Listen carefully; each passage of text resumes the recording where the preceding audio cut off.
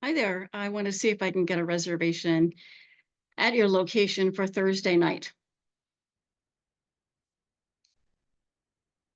Right. Two? Nope. Although my husband's a pet. Is your husband a pet too? Oh no. Hey Dottie, you're coming on a Zoom. There you go.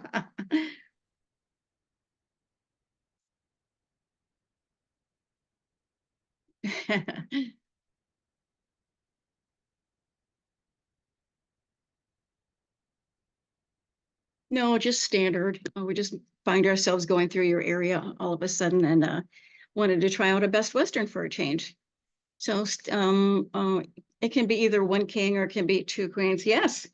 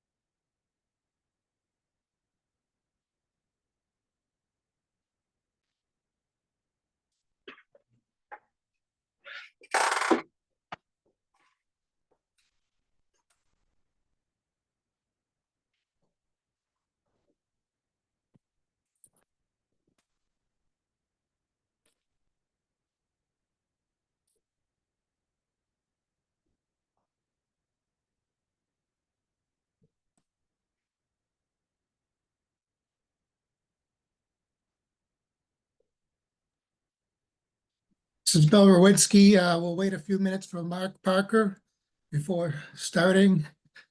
I did speak to him about it yesterday, so hopefully he'll be here momentarily.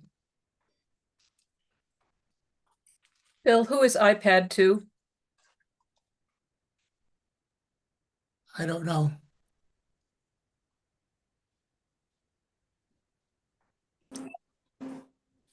Good evening, everybody. It's Chris Cassidy, iPad 2. Okay, thank you. Was that Marla? Did everybody got that? Yeah? Yep. Yeah. Okay, Thank you. thank you.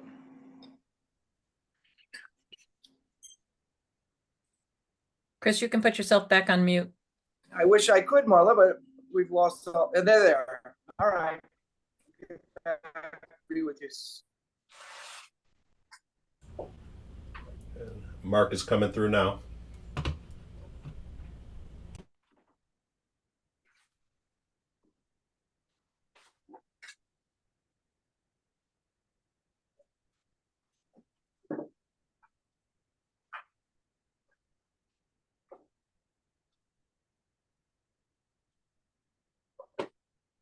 Stuart, does your camera follow you? Apparently it does. Yeah. I'm a little bit nervous about that. So, am I giving you a tour? Yeah, a little bit. Quite a bookcase there. I think I have to get one of those background things like Mark has.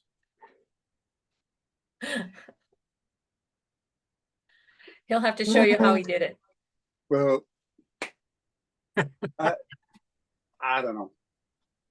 I'm just not going to be too Are you proud. with us, Mark? I'm with you. Can you hear me? Yes. Good. All right, I'd like to call this meeting to order, the August 5th, 2024 meeting of the Inland Wetlands and Watercourses Agency, regular meeting for the town of Woodstock, Connecticut.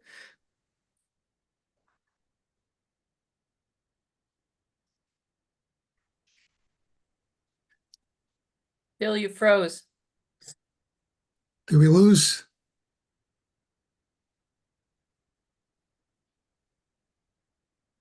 Looks We like lost- something happened. I can hear you. I still see. Now Marla froze up. No, I'm still here. Oh, you're still there. That's right. I just Okay. wasn't moving. But Bill froze up. Yeah, Bill's, yeah.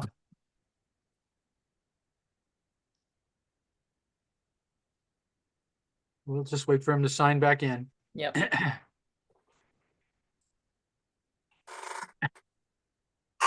There he is. Okay, I don't know what happened. All right, we'll start with a roll call. I forget the time, 7:04 PM right now. Start with a roll call. Marla Butts. Stuart Peasley, Mark Parker. Bill Rowinski. We have no alternates to appoint. Let's move on to number 4, action of the minutes of the previous meeting. Anybody have any changes? I wasn't Questions? there, so I can't make any comment and I will abstain from any voting.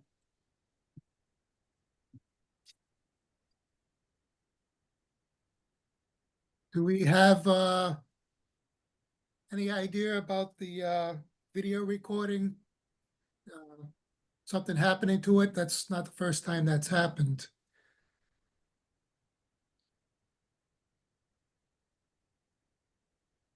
Yeah, I didn't see. Unfortunately, they don't have one. It was just dead air. But Dottie was able to recreate our minutes from her tape recording, and we have a tape recording available. Are we recording now? Yes. Video? Okay. So we don't have any idea why the video is failing occasionally? It could be user error. I've talked it over with Crystal in the Human Resources, who organizes these and has set up these Zoom meetings for us, and we've just gone through a policy now to just let the recording roll. Don't touch it. Don't pause it. But going forward, hopefully don't have these kind of errors, and we're working a little harder to make sure it's not human error the next time. Well, on page 2 of 3 of the minutes of last month's meeting, there's a note: the video recording suffered a technological failure, but the audio recording must have gone through, because it says the recording of the meeting is available in the selectman's office. Is that correct? Or did we lose the audio as well? Mr. Chairman, if I might interact, the rules for the recording secretary is that every single time an audio tape recorder captures the entire meeting anyway, it's a legal requirement that the recording is always maintained. The Zoom recording is a bonus. So when the Zoom doesn't work or is inaudible for some reason, the backup becomes the audio, the little tape recorder. But mostly from the other point of view, it is a legal requirement that this take place, and it always does take place. Thank you. Great, thank you, Dottie. Yeah. Thank you for the clarification. Okay, is there any other changes that we need to the minutes? I haven't seen any. I didn't see any. I move we accept the minutes of the July 1st, 2024 meeting as printed. Second the motion.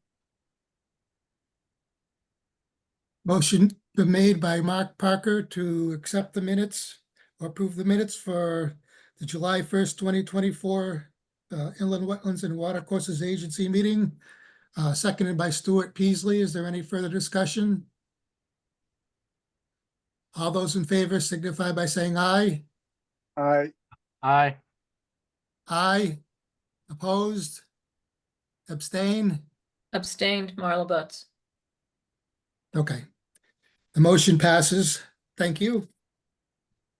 Moving on, we have citizens' comments. This is a brief period of citizens' comments, and mostly intended to be things that might not already be on the agenda, and for things that are short in discussion of nature.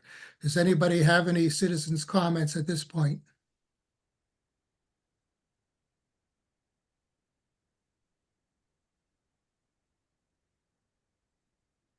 Okay, not hearing anything, we'll move on to pending applications. Application 06-24-25, 67 Old Turnpike Road. Chris Lemry of Health Forest Products for timber harvest. Do we have any new information on this?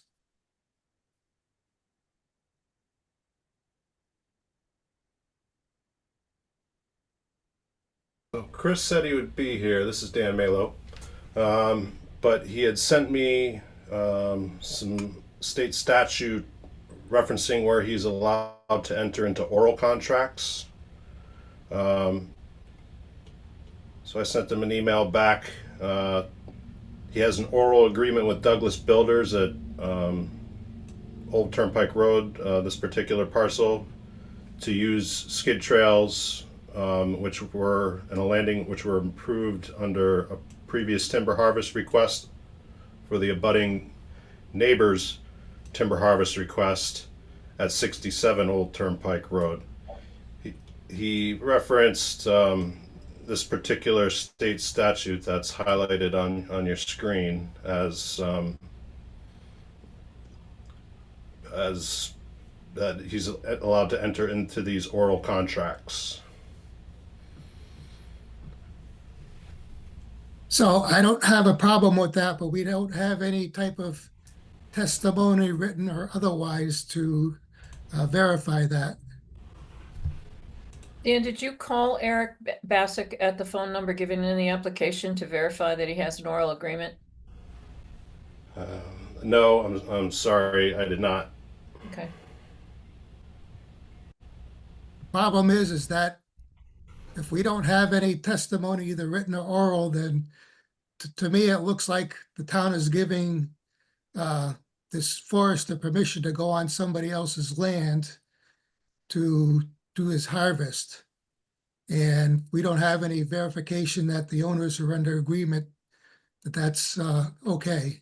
Except that supposedly the owner signed the application form on the 17th of July. That's why I was asking if Dan had verified with the owner that that owner's, that signature that's there, that's not readable, was in fact their signature.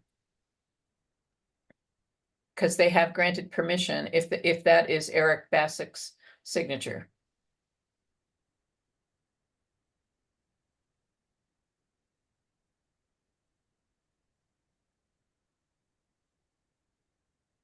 I had asked Chris to be on this meeting, and he said he would be in attendance to clarify and speak to this particular statute. The only information I have there is what he referenced to me in his email. Would you like to table this perhaps to the later in the meeting in case he shows up? I think that would be wise, Marla Butt speaking.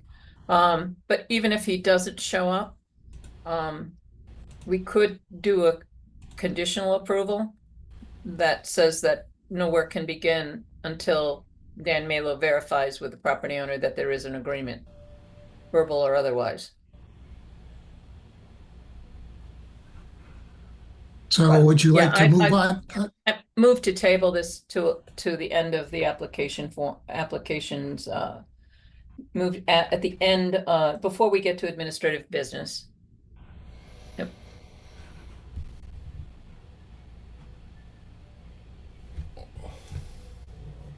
That would need a second, though. Do I hear a second?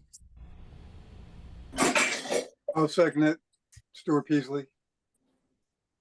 Okay, we have a motion by Marla Butts to table application 06-24-25, 67 Old Turnpike Road, Chris Lemery of Hull Forest Products for timber harvest for consideration after new applications in case the applicant joins the Zoom and can verify the property owner's permission. Sorry to cut you off mid-motion. Chris is joining the Zoom right at present.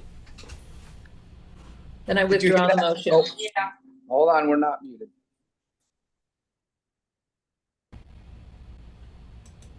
Dan, sorry. When I click on meeting documents and are linked below, they're not coming up on the wetlands page. So I'm What I did, Stuart, is I went back onto the website. Woodstock Inland Wetlands homepage. And Okay. on the left side, it's in a blue box. There's applications, bylaws, meetings. If you click on meetings, Oh, okay. and There then we the agenda will open up with tonight's links to the, Gotcha. you got it? Yeah, there it is. Thank you. Yep. Okay, this is Bill Rowinski, Chairman. Chris Lemery, could you unmute yourself so that we're in the process of discussing your application.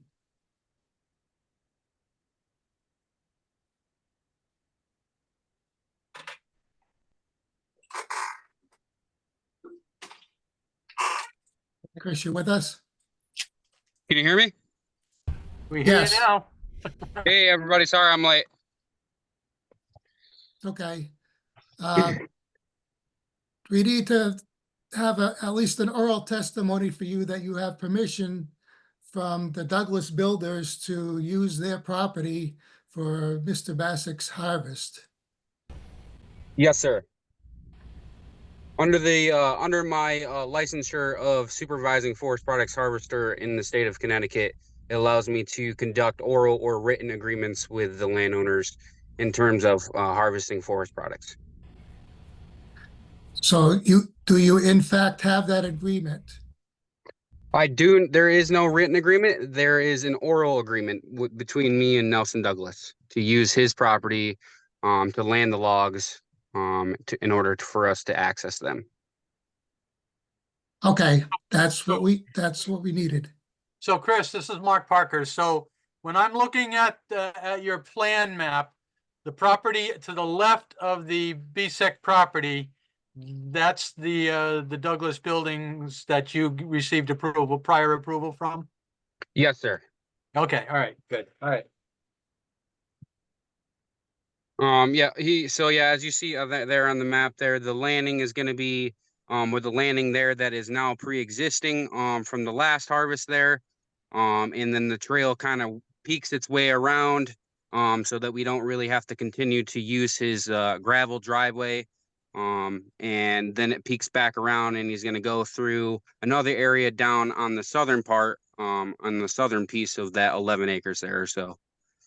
And yep, we're going to be using the landing that is pre-existing. And as I said before, me and Nelson had talked about it during the agreement. And you can confirm from this map that there's none of the trails are going to be going actually into the wetlands and there'll be no water course crossings? Nope, there will be no water course crossings on this property, and nor with the other Douglas property that they're on off to the west there. We will be riding the side of the wetland, but as you see there, there's a layer that is over the wetland that says no harvest area. Thank you. Alongside the no harvest area near the house. So Bill, Marla Butt speaking, I wasn't here at last meeting, so I guess I'm understanding that the issue was not with the property owner on which the harvest was going, but access from the neighboring property. Is that correct? It's correct. Okay.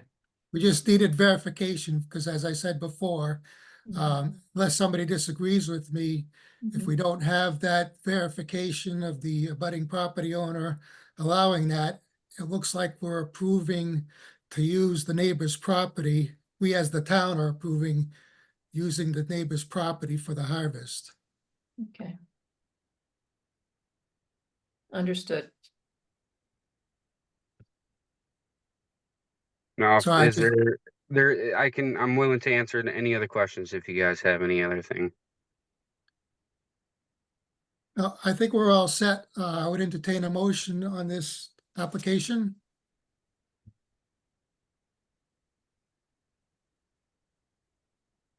I'll make a motion to accept as approved. Numbers I don't have in front of me. 06, 24, 25. 6, 24, 25. To accept the verbal approval of access to the logging area from the neighbor's adjacent lot as specified by the forest harvesting company. Is that good enough? Sorry. Did I miss anything?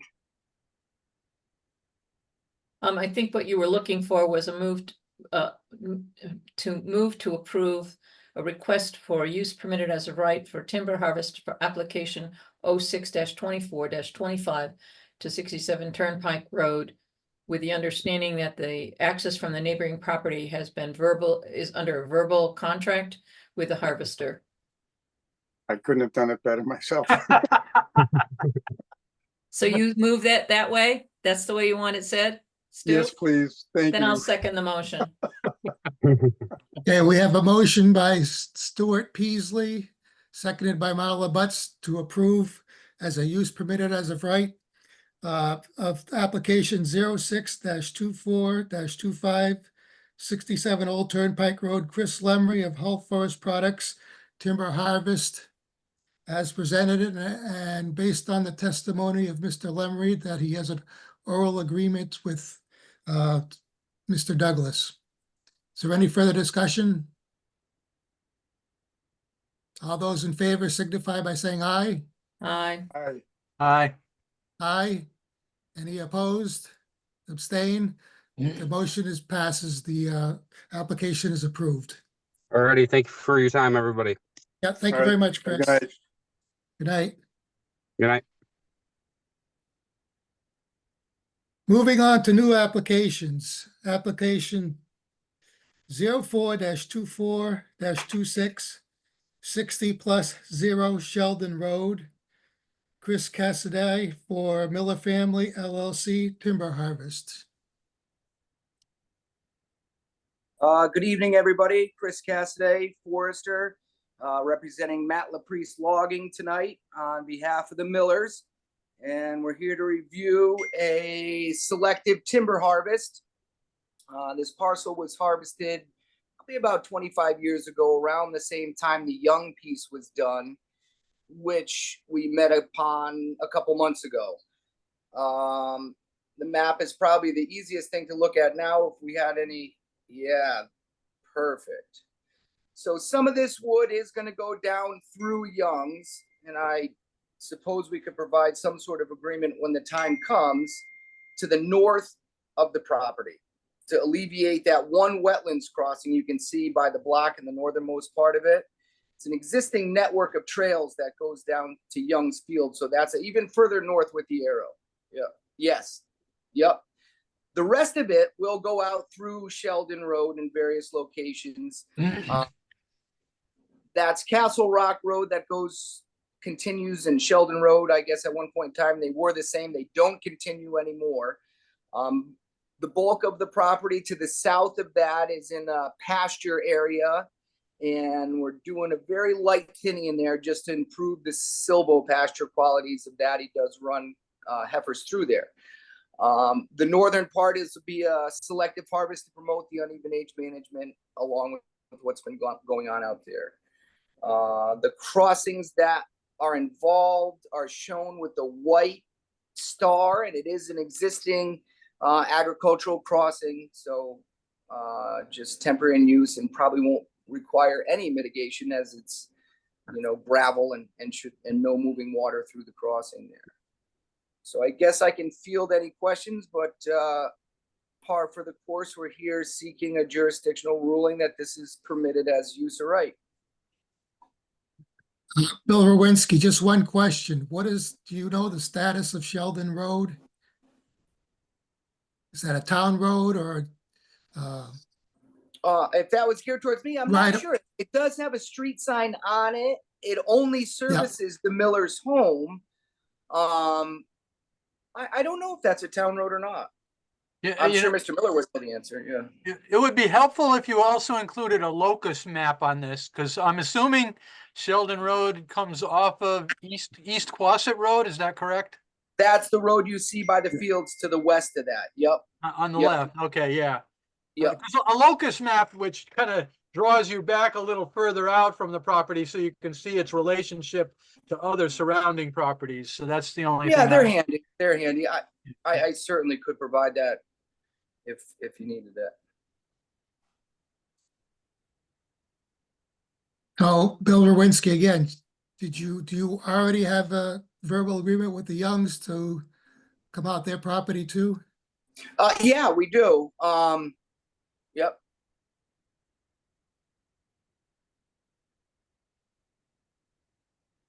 Could you, Marla Butt speaking, Okay. could you point out where the Young's property is, or Dan, could you do that? Show me where we're going to avoid that temporary watercourse crossing?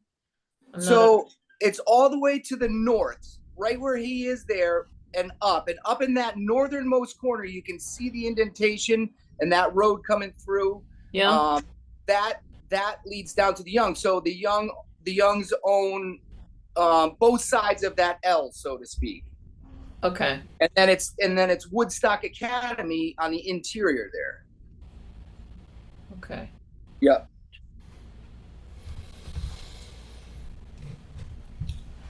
So you can see by this topography, that road that goes up very steep down to Sheldon Road. I don't know, maybe that was Castle Rock Road. I mean, it was an old town road at some point, but it's not suitable for forestry equipment and just wouldn't make a ton of sense to go through there, so. So you're talking at the very north corner of that L-shaped property is Yep, where right the there. Youngs Road would be, you'd be exiting through there instead of the temporary watercourse crossing. Correct. Okay, understood.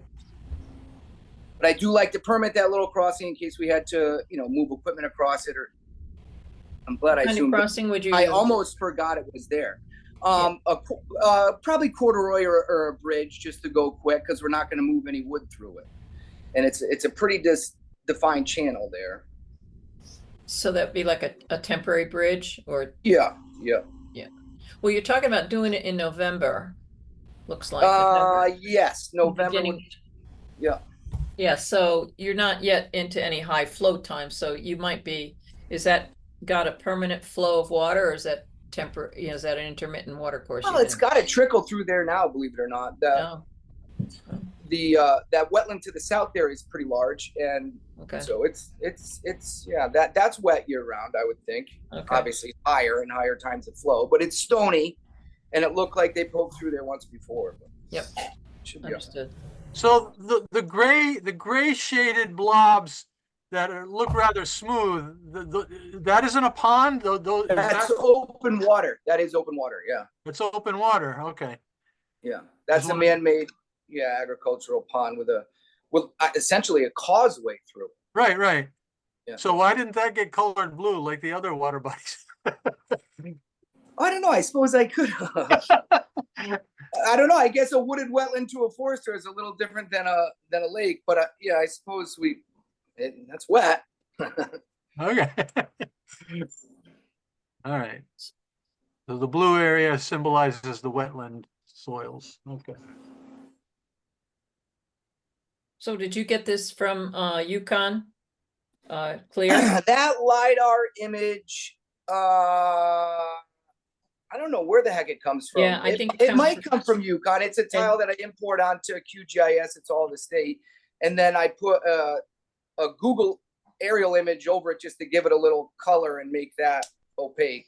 I'm trying to find what works. I like it, but It's good for one of the maps, but if you had an aerial photo with Yeah. a locust that had the street names on it would be even more helpful, having two maps instead of just one. oh yeah, we could do that. Yeah, for future reference, because it makes it difficult with a LiDAR. You cannot tell what flat spots are. I mean, they could be pavement, they could be water, you don't know, or they could be flat land. Yeah. Yeah. But it's nice because you can see the stone walls in this LiDAR. So you The can stone see, walls, the old roads. Yep. Yeah, I mean, it's Yep. it's the best tool we have. And Yeah. what's nice about these maps is they're geo-referenced. So I email it to Matthew, and then he pulls it up on the screen in the machine, and it shows him right where he is and where we can go and not go. And it's come a long way from tracing of assessors maps and oh yeah. so on. But I move to approve application 07-24/26 for 60 and 0 Sheldon Road for a timber harvest as a use permitted as of right. Second. No, sorry. We have a motion by Marla Butts, seconded by Mark Parker, to approve application 07-24-26 60+0 Sheldon Road, Chris Cassaday for Miller Family LLC, timber harvest to approve as a use permitted as of right. Is there any further discussion? All those in favor signify by saying aye. Aye. Aye. Aye. Any opposed? Who Any of- seconded that? I did, or Mark did. I did. Mark So nobody opposed and nobody abstained, so the motion passes. The application is approved. thank you. Thank you. Don't go Thank you. anywhere yet. No, I'm not going too far. Excuse me. Next, we have application 07-24-26 24-27, 265 Route 197, Chris Cassaday for Lori Christie Timber Harvest. Yeah, for the record, Chris Cassaday, Forester again, representing Matthew Laprice and the Christies. They just acquired this parcel. It used to be Tamar Krutzel and has a pretty long history of sound forest management. Really nice, healthy forest, good network of established roads. And we are just continuing again with a very conservative thinning on this one, uneven age management, just kind of getting the stuff that needs to come out now out. There's a little bit of opening up, so to speak, or clearing they want to do around the home, and then down along the driveway there at the south of the property, where we're going to couple our landing in down there.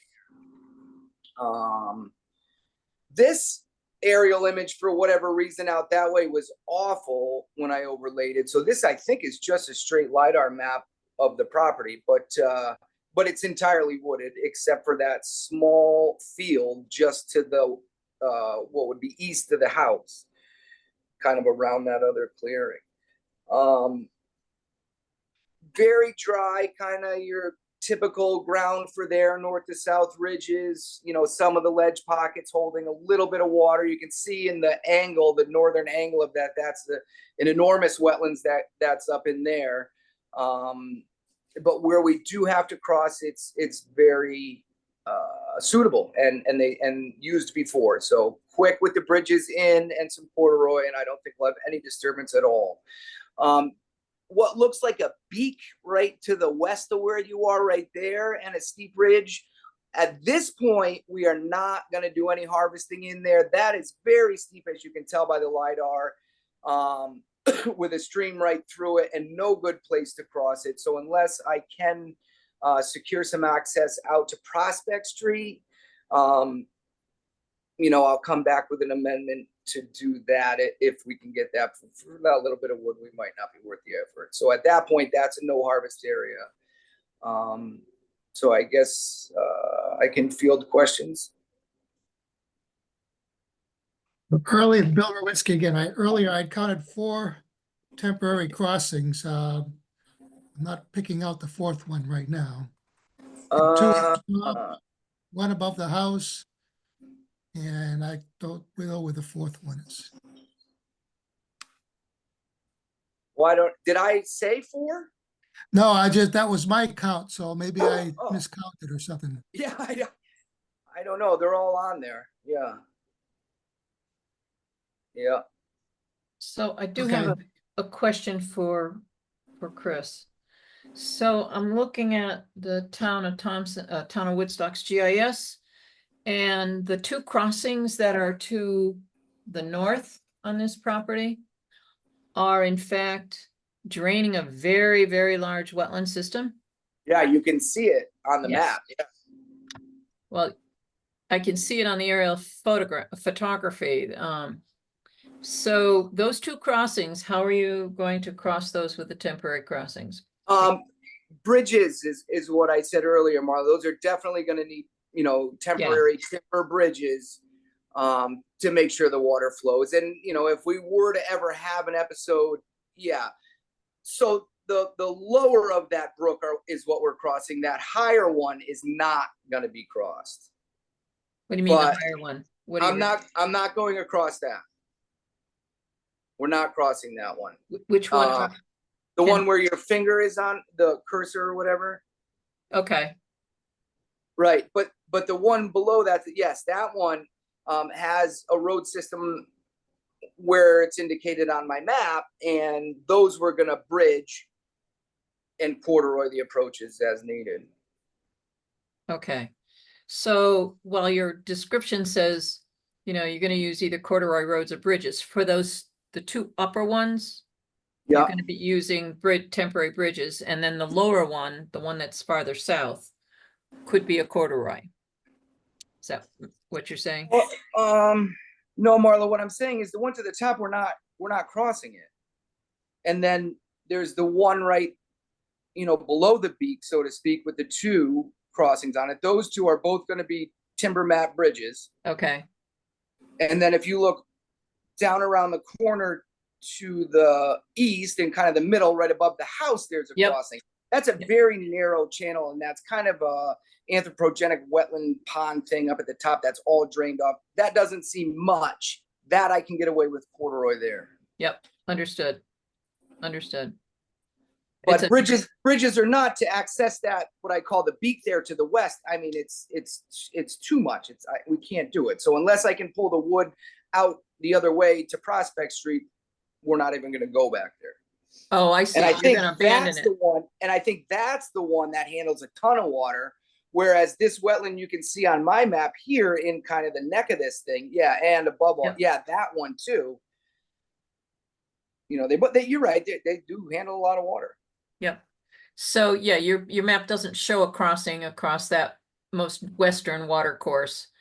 But it Not doing does it. show the two crossings that drains the really large swamp Yeah, to the east of this property. Okay. Yeah. Got it.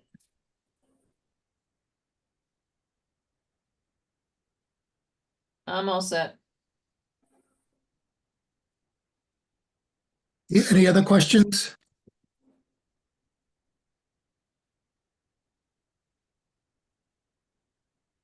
All right, then I'm gonna move to approve application 07-24-27.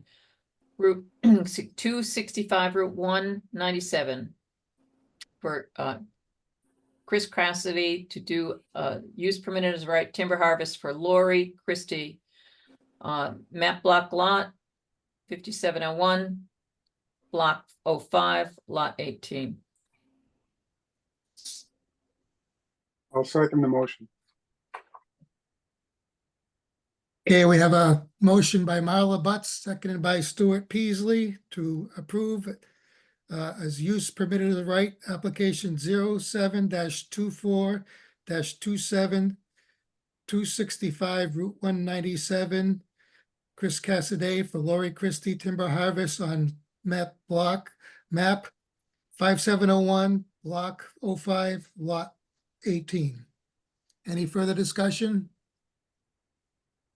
All those in favor signify by saying aye. Aye. Aye. Aye. Any opposed? Any abstain? The application is approved. Thank you, Chris. thank you very much. Have a good night. Yeah, Thank good you. night. Thank you. Okay, moving on to application 04-24-28, 33 Hiawatha Heights, Generators on Demand LLC, agent approval for retaining wall. Is that correct? Yes, it is. Can you guys hear me? Yes. we Yes. can. Okay, great. Sorry, Chair. That should actually, this is related to a generator installation. I don't, the official agenda should be correct, but we have a Scribner error on this one. Oh, yeah. Okay, But, so the retaining wall part, no, this is an agent approval for a generator installation. That's correct. Yeah. So looking at section 1 on page 1, I'm sorry, yeah, section 1, 4D, purpose of the proposed activity, installation of home standby generator and adding 120-gallon tank, correct? That's correct. Okay. I looked at this and I don't see any. 120 gallon, sorry, 120 gallon propane tank, right? That's correct. Yeah, I looked at this and I didn't see with it.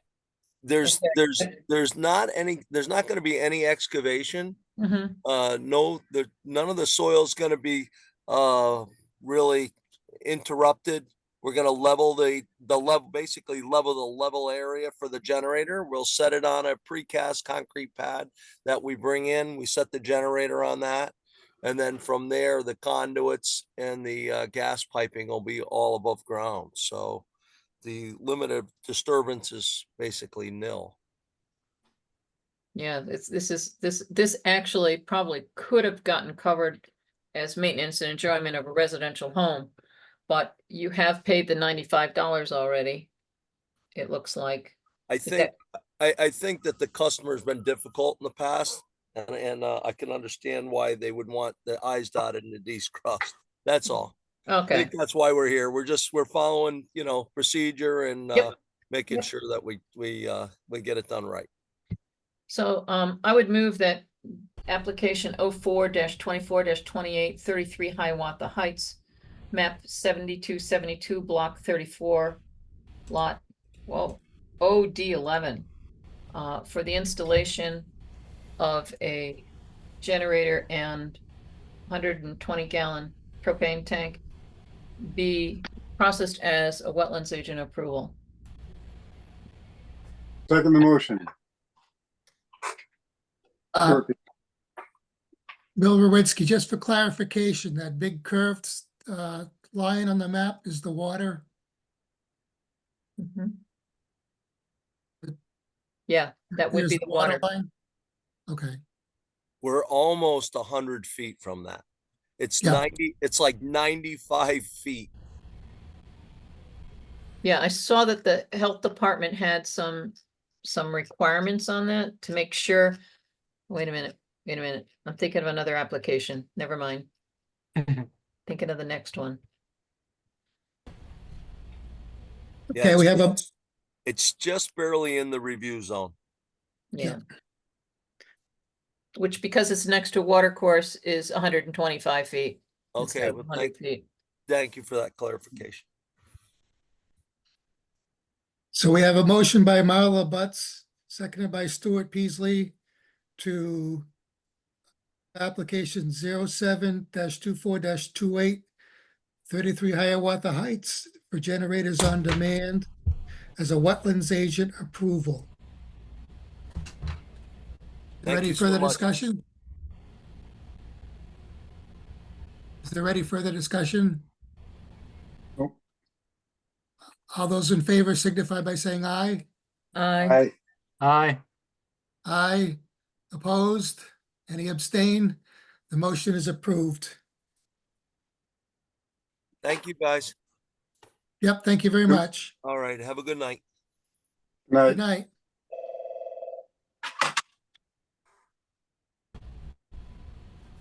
In 07-24-29, 402 Senexit Road, Lawrence O'Neill LLC, agent approval for 12 by 14 passive solar sunroom.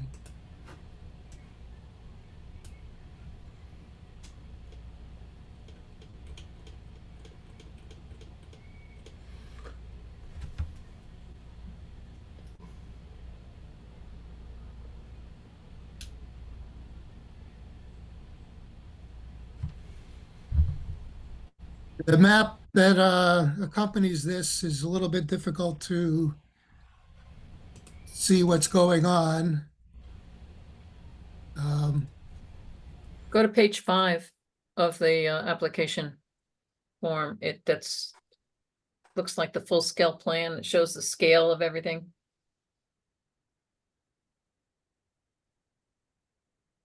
So that, and that's this particular map shows up much better than our copy. If you look at the top in the middle, 89-foot proposed structure, can't read the whole thing, from wetlands, distance from wetlands. So the corner of that sunroom is 89 feet from the wetlands. The wetlands is the line that's as interrupted by W's and a 1x22, 1x20. And the slope, I don't know if we can read there's not much slope there. It doesn't appear to be. It slopes away from the house gradually. But I think the contours are 2 feet. Yeah, Eventually. yeah, I'm seeing either 26 and a 24 or 36 and a 34. Right over on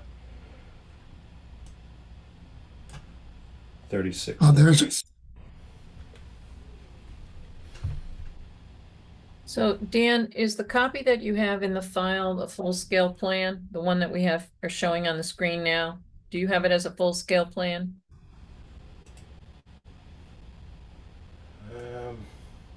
I can't recall. The only reason I- why I'm asking is the health department was really particular, well, this isn't really our real problem. They were very concerned about making sure that the septic system and the tank were taped off. There has to be a 10-foot separating distance from the work being done. And the scale on this map is 1 inch equals 20 feet.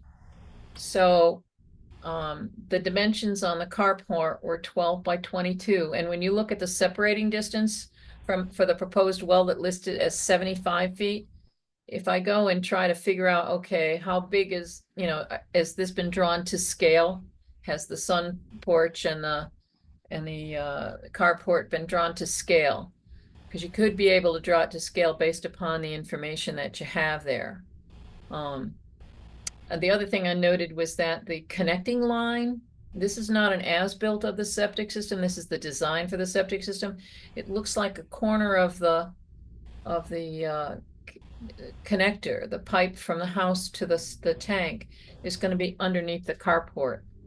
I'm sure that the health department would have had to have looked at that. That's not really our issue. But these are things that I would have, suggested that the homeowner would have wanted to make sure, because if something goes wrong with that pipe, they'll end up having to take apart part of their carport in order to gain access to it. Lewinsky, the narrative from the Northeast District Department of Health specifies that the carport is on concrete piers. Should they pour a slab, it probably would be a much bigger issue. It doesn't appear that they're pouring a slab at the time. Yeah, but when they go to pour the pier for the corner, they could They might hit pipe. it. They could hit the sewage pipe. Yeah,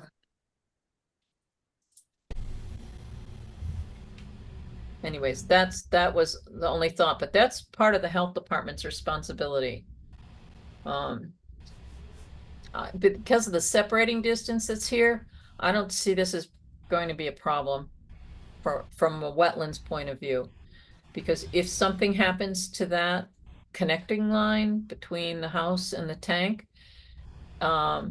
they're going to have to get that fixed one way, shape, or form. And there's quite a distance, and it's fairly flat, as you said, Bill, that Yeah. effluent, the likelihood of effluent reaching the reaching the wetlands is probably pretty slim.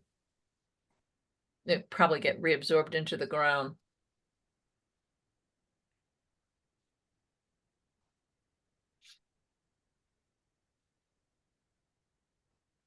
anybody else have questions or comments?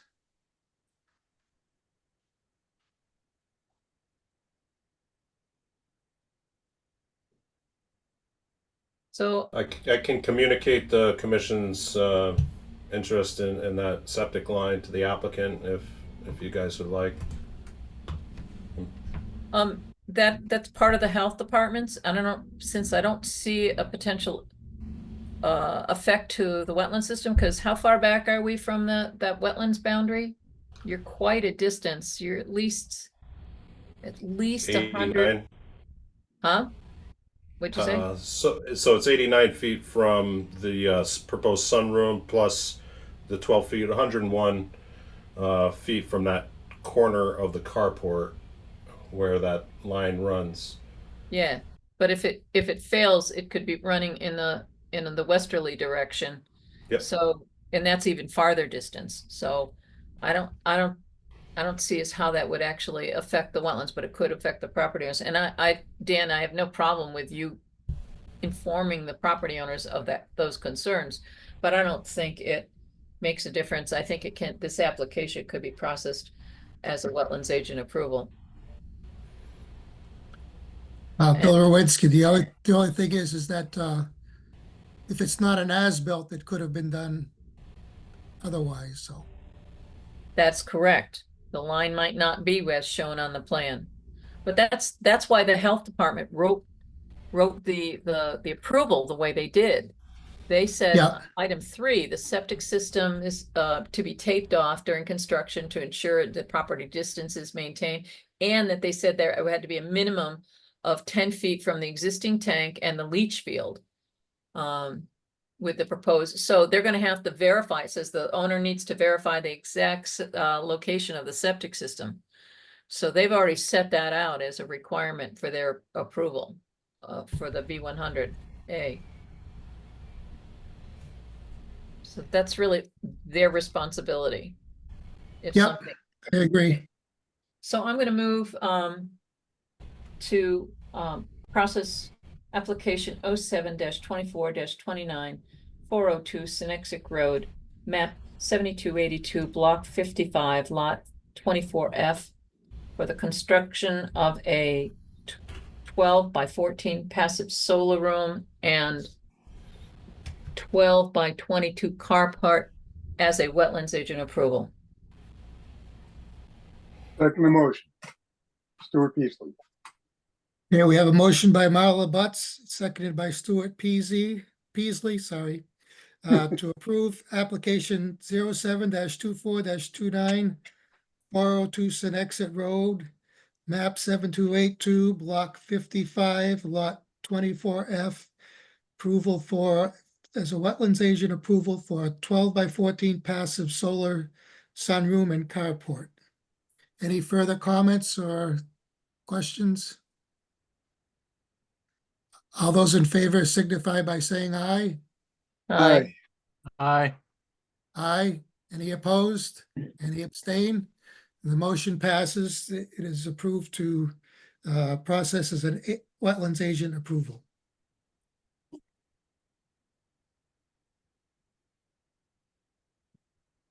Back to administrative business.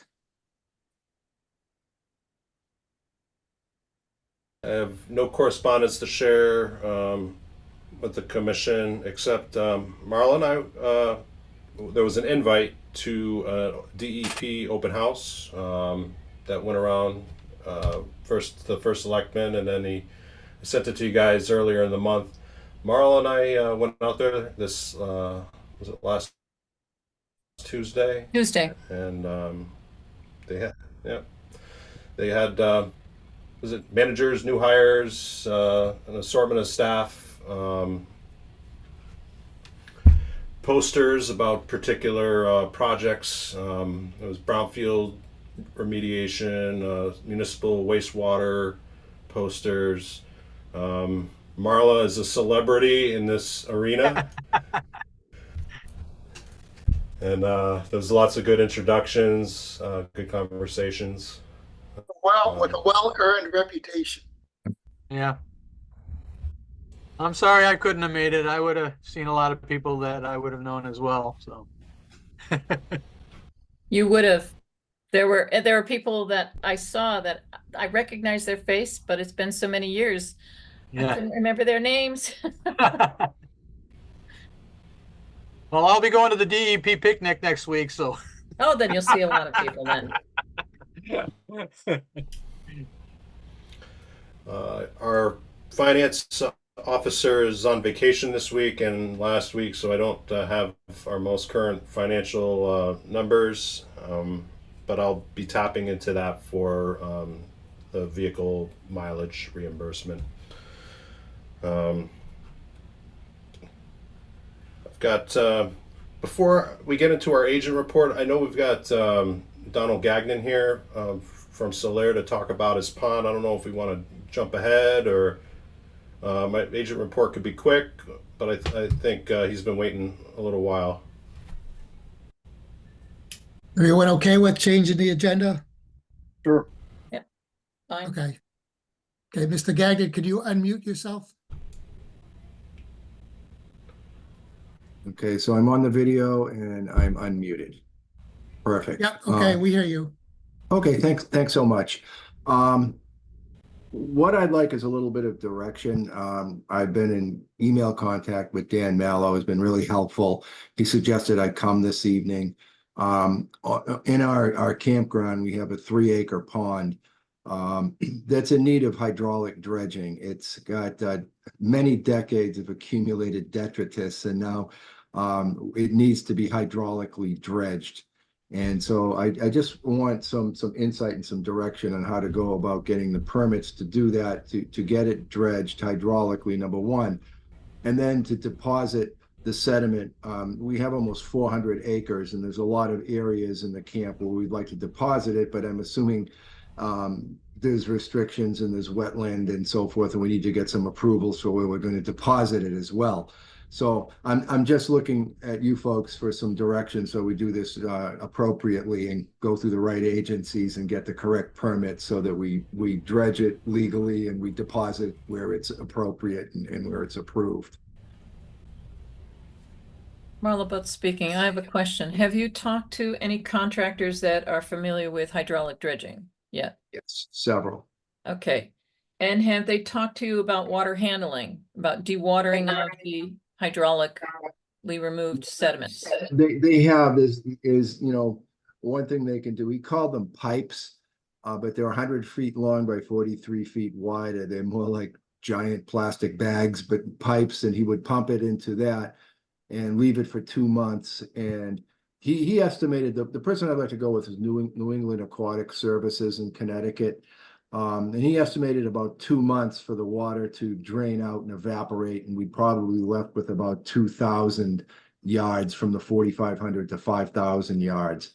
The other option, which we kind of like because it eliminates having to truck it to a location inside our campground, is he can run up to a couple with auxiliary pumps up to a couple of 1,000 feet of piping and just pump it directly into an area rather than have to pump it on our beach and have it dry and then dig it and move it later.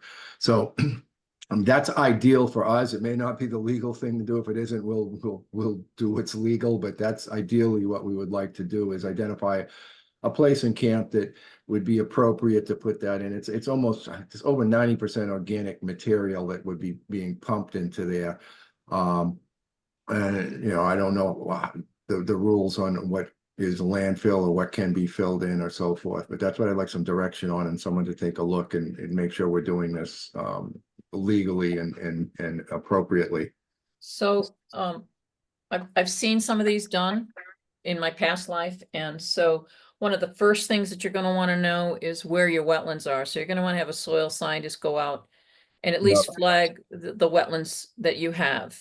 Yep. Then see if you can identify the place where you want to just temporarily dry out the soils, whether or not it's it sounded like you were talking about the use of dirt bags, which that wouldn't really work in a kind of system like this. You really want to pump it to an area where you can have a dewatering area specifically designed to dewater, because these organic soils, they do take a long time to dry out and they have a lot of water in them. So you might want to take a look at the Connecticut guidelines for soil erosion and sediment control. There's a section in there on dewatering, and there's a section that talks, a measure that talks about dewatering of earth materials. And it has a example of how you can set up a dewatering facility where you would be pumping this slurry up to an area that is enclosed either with a berm or it's an excavation in the ground, whatever, so that the material that's pumped into it cannot flow out. So that would be the first thing that the second thing, besides getting a soil scientist to figure out where you can take this stuff to, then you need to find out if you have an area that you can design as a dewatering area that doesn't affect your normal operations, and that the company, what you call them? It was New England Aquatic New England, Services. yeah, New England Aquatic Services, that they would feel that they could reach that area. Then you're going to have, once you figure out you've got an area that you can dewater, that you can set up for dewatering, you have to figure out how are you going to handle that dewatering? How are you going to handle if there's an overflow, if you get rain? Some of that takes a little bit of planning ahead of time. And so you're going to have to figure out what the volume is of the material that you're taking out, because you may find that the area that you have for dewatering isn't going to be big enough to handle the amount of slurry that you're going to be having coming, so that you might have to do it in 2 phases. Now, does this water body have a water course flowing through it? Yeah, well, it's fed from Potter Pond Brook, which comes up from Potter Pond. It's mostly, there's a big aquifer, and there's springs and lots of sources, but most of it comes from Potter Pond. Then it flows out down to Lebanon Brook, down to Okay. Southbridge and the So- aquifer. So it's a Watershed. flow-through water body. So Yeah. in that case, what you may end up having to have is consider having a turbidity curtain located in the area where you're going to be doing your hydraulic dredging. So Yeah. that you move the turbidity curtain around, in the plan. This all has to be planned out ahead of time before it comes to the Wetlands Commission, because it will need a Right. permit. Yeah. And as long as you're just removing accumulated sediments, you probably don't get involved in the water diversion program or the water diversion permitting process, as long as you're just Yeah. removing accumulated sediments. But all this comes in, and once you get a kind of like an idea of what you want to do and how you want to do it, then you might want to come back to the commission and say, here's like a pre-application review. Here's what I'm thinking, what we're thinking of.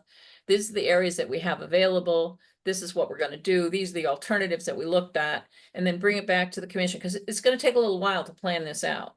You're Yeah. No, probably not- Well, oh, I know. I've spoken to him, and that's why I'm on, on this call with you folks. I mean, Yeah. the people in here are like, do it, do it, do it. And I'm saying, I think it's a lot more complicated and It involved is. than just sticking a giant vacuum cleaner in a pond and sucking everything out of it. It is. There's a lot of consideration. So I appreciate this. So the first thing is to be a soil scientist. Yep. I mean, we've got some ideas we've identified. If we bring someone in, if we point them out to this person, and he's going to let us know whether, okay, that's kosher or not to pump it here. The other is, again, berms and maintaining it, because it's a wet slurry and it's going to Mhm. slop and go all over the place. You want Mhm. to contain it while it dewaters. And then, what we're going to do, I mean, the turbidity, I mean, there's not much velocity to the water, but there is some, so there has to be some sediment that's carried along going in there somewhere. So some type of curtain to sort of mitigate and control that. So I'll get with the guy at New England Aquatics, and I'm gonna share all of this with him. And I'm sure he probably knows some folks who are soil science. He's been through this before and what needs to be done. But I kind of wanted to get on this ahead of time. And I kind of anticipated this is what we'd have to do. So that's kind of why I'm here. So, So- Mr. Gagnon, this is Bill Rowinski. Is this the same pond that you have a dam on? Yeah. Okay, because I recall that you had an order from DEP, I don't know, 4 or 5 years ago to remove some trees, and so I knew there was a dam up there.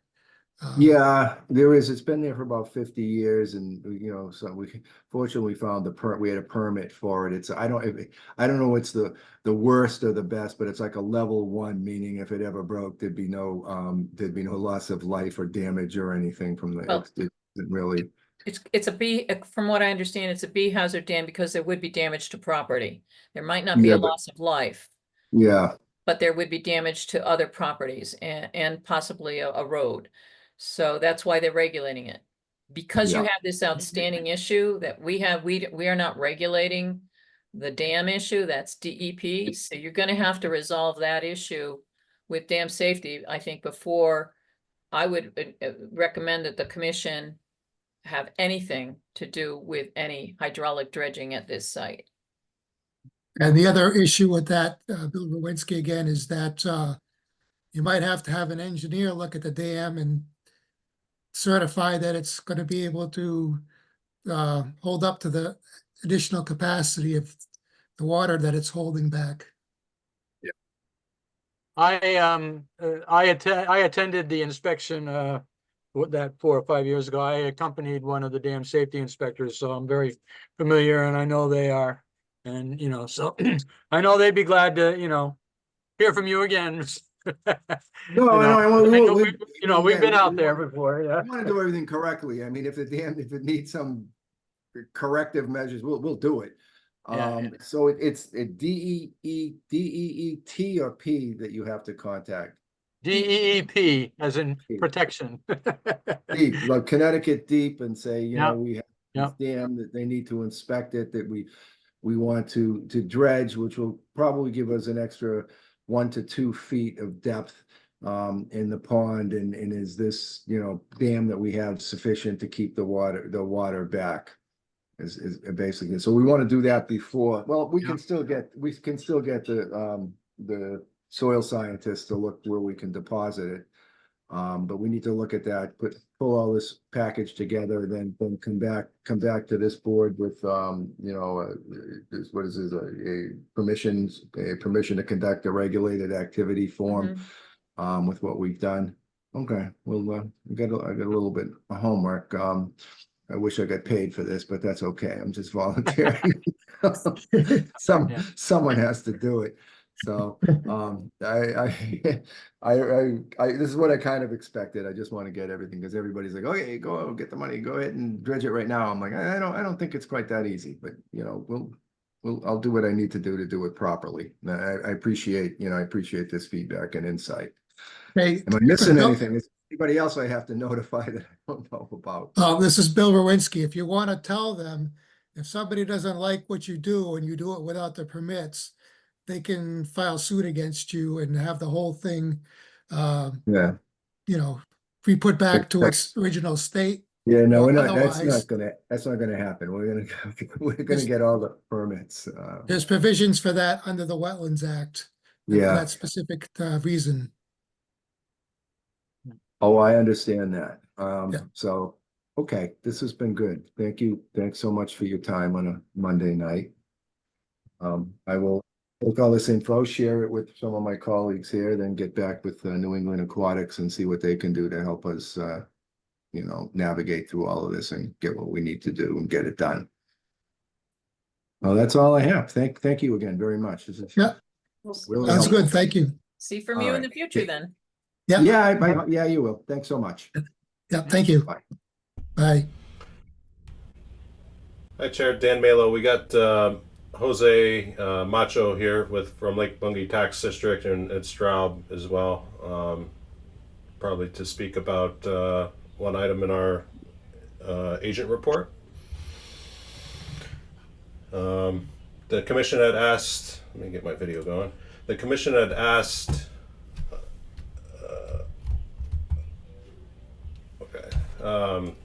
me to go check out 2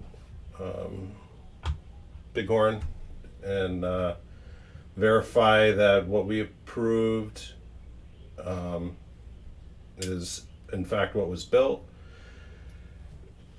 So I believe what was built was what the commission approved. There was the 2 items to talk about here are this bump out. What's the ad, This Dan, what's the address that you're talking about? 2 Bighorn. Okay. Thank you. Yep. And actually, I hope to pull those up from the previous application. So we have a site plan with boundaries depicted, and we had a drawing that depicted their plan to fix or elevate a existing retaining wall that was in a dilapidated state, and based on my observations out there, they had built what we approved. There was concern that the bump out encroached into the Lake Association's property, but this bump out is depicted on an engineered survey site plan that came along with the house. It was, I think, a 2020 site plan with a survey. I can put some photographs up on the screen, and then What the, Yeah, I what clicked was- on them on the bottom of the agenda. There's 2 Bighorn Lane photo pre-construction. There's another one, yeah. You can clearly see from the pre-construction picture to the new one, what they did. Yeah, there you go. That's pre-construction there, folks. Okay. So there's more definition in the Yep, there you go. shoreline, but it is, to me, it looks to be exactly what's on the site plan, the engineered site plan. See those 3 trees clumped together on the right side? You look, that was my point of reference when I first looked at the pre-construction. And then, you can see where the wall was built up. Yeah. I did try to get that same perspective of these two shots and as much as I could with my phone camera. Right. This shot here that's on the screen right now is the current shot of what was included in the application that was approved by the commission. Marla, offhand, do you remember that application number so I could pull it up for us? No, that's why I was asking you. How long ago was this? That the approval came I through? believe it was last September. Okay. Hold on. Let me pull that up for us. And I apologize for some simple errors today, and in the course of preparing this meeting, it was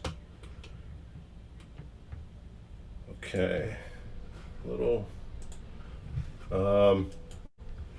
hectic getting back from vacation. So I've got the application from 2023. This is 092308. This is the site plan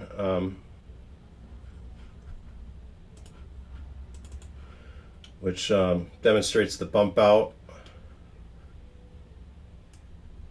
And I believe this is a draft copy. We have other copies in the office, better and more readable scale.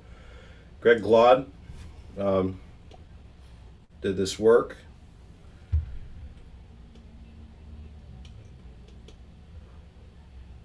And this is essentially what's present now.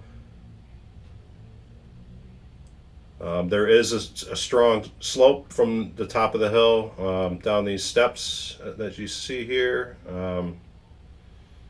The work is it's a great job. Beautiful patio. It'd be a challenge to and detrimental to move it. I don't see how what is existing deviates at all from what was approved and within the commission's authority to approve. But I think Jose might have have other observations to share, and I'm happy to answer any questions about it. We were out this last Thursday.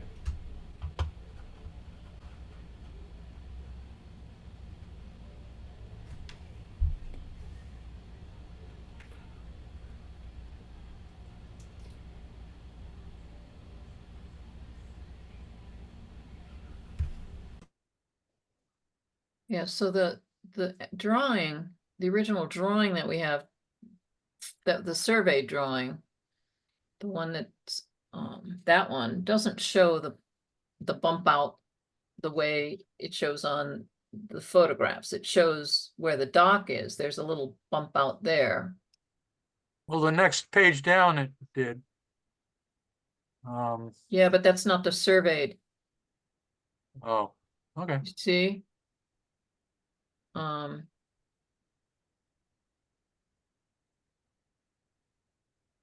So the question then becomes, was what was out there in the right location to the property lines?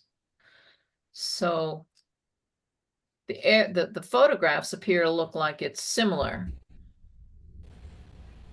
Like you can see how the land goes out beyond those 3 trees. I'm looking to see if the drawing shows the 3 trees. Unfortunately, it doesn't. Let's see if the site plan shows the 3 trees. And it doesn't. Okay. So what is the complaint, Dan? That this bump out here is encroaching on Lake Bungie Tax District property, Mm-hmm. but this bump out was existing and depicted on a site plan engineered survey. So are they saying it goes out farther into the lake? Than, And at the scale of plans that I have, it's, you know, if it goes, I don't think it goes any further, but I can't really prove or disprove a foot or, okay. but So the easy way to do this is because we have the survey drawing from Killingly Engineering. That is a scaled drawing. The original was 1 inch equals 20 feet.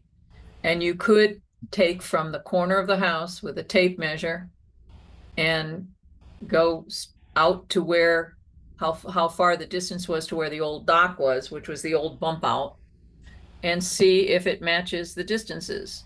So you can get a distance from the edge of the house to where the edge of the water should have been. And if you run parallel out, if you run parallel to this would have been the east side of the house, the eastern corner, and run straight along the line till you hit the lake. If there is an inclusion into the lake, it would start to show up. But that's the only way the only other way would be is if the Lake Association had a land surveyor survey where their property boundary actually was. Right. Excuse me, this is Edward Straub, Mhm. owner of Two Big Horn. Dan, if you wouldn't mind scrolling over to that dock never, it's a proposed dock. So using that as a reference point is, it wouldn't work. It's never existed. I mean, Okay. But it and was the, going. and the drawing is an overlay of the survey. Okay. So you're saying that the measurements that were taken for the hand drawing, I'm looking to see the scale, and I don't see a scale on it. So, and you don't have, the only thing that you have that has a distance that we could figure out whether or not it matches or not was the covered porch. There's a length there, so I could figure out, you know, from this drawing, the hand drawing, what the scale of this map should be to be able to tell how, if you come from the corner of the house, say that this would be the east, and there's no north arrow, so it would be the west side of the house and run north towards the lake. Should be able to tell what the distance is from the drawing that came to us. Once you figure out what the scale of that drawing is to what you show on the ground, and you should be able to verify whether or not that edge, that western edge from the house matches what was there. And if it does, and it looks like the contour, meaning the bump out is about the same, then I would say, yeah, I would agree that there is no issue. But it's very hard to tell from photographs what distances are until you actually take a tape measure and measure it off. And that would be the only way to really verify whether or not what was built was according to plan. Because we have accepted the drawing. And we accepted both drawings, being the ones that were done by Killingly Engineering. And you're saying that the hand drawing down below was taken from the original survey drawing and just is kind of blown up. Overlaid on it, yes. Yeah. So that would be the only way that it could really put this to bed more or less, is to figure out what the scale is of your hand drawing. And then do a measurement from the corner of the covered porch to the edge of the water, using the house as the parallel, running it perpendicular to the porch, and figuring out whether or not that retaining wall at the water's edge is the same as what's shown on your drawing. If it is, then we're out of it, because that's what our plan shows. But if it's not the same, if it's less than what it's shown on the drawing, then we don't have an issue, because you can always do less. But if it's more, then we have to figure out how to deal with that. Does anybody else have any suggestion? That's the only thing I can suggest. I would need additional guidance on how to conduct that measurement. There's Okay. like a 25-foot drop. Understand. I really don't see any difference between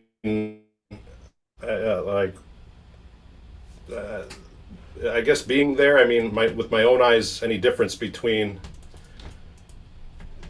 that and that.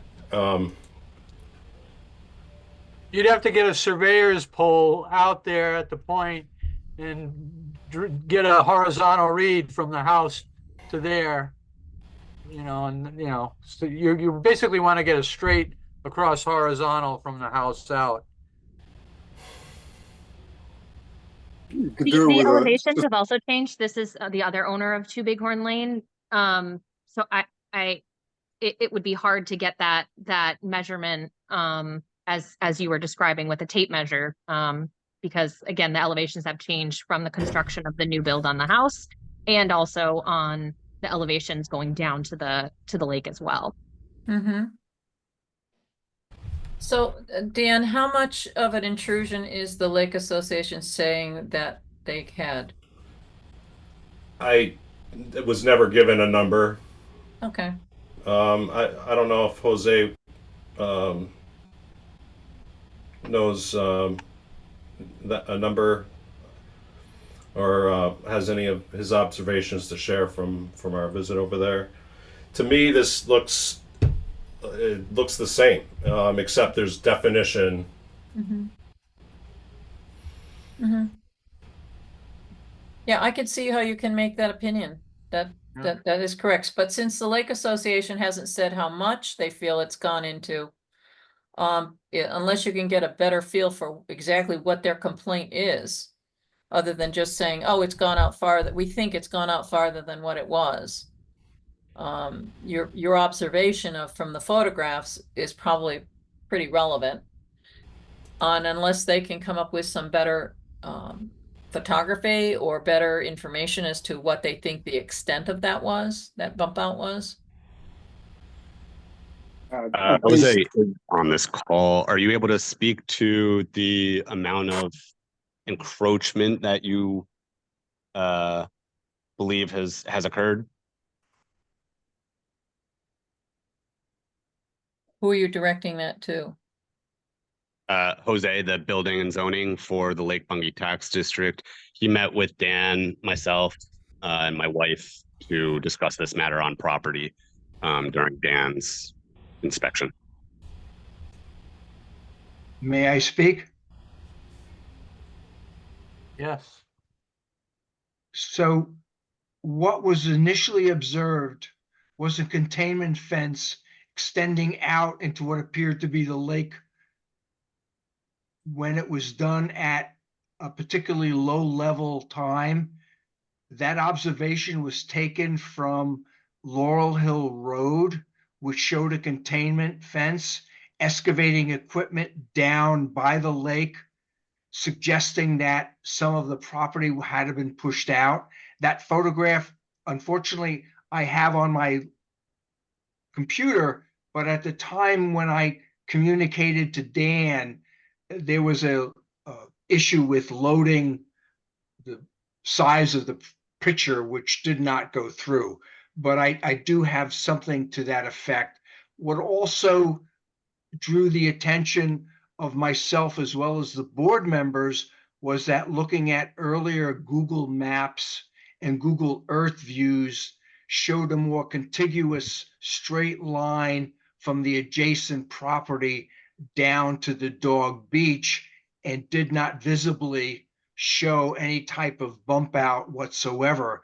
But again, that's based on a Google Earth map as well. So that was kind of what prompted, and to my responsibility, communication with Dan saying, hey, it appears there is a bump out on this when some of the earlier Google Earth maps show us much straighter line from the adjacent property.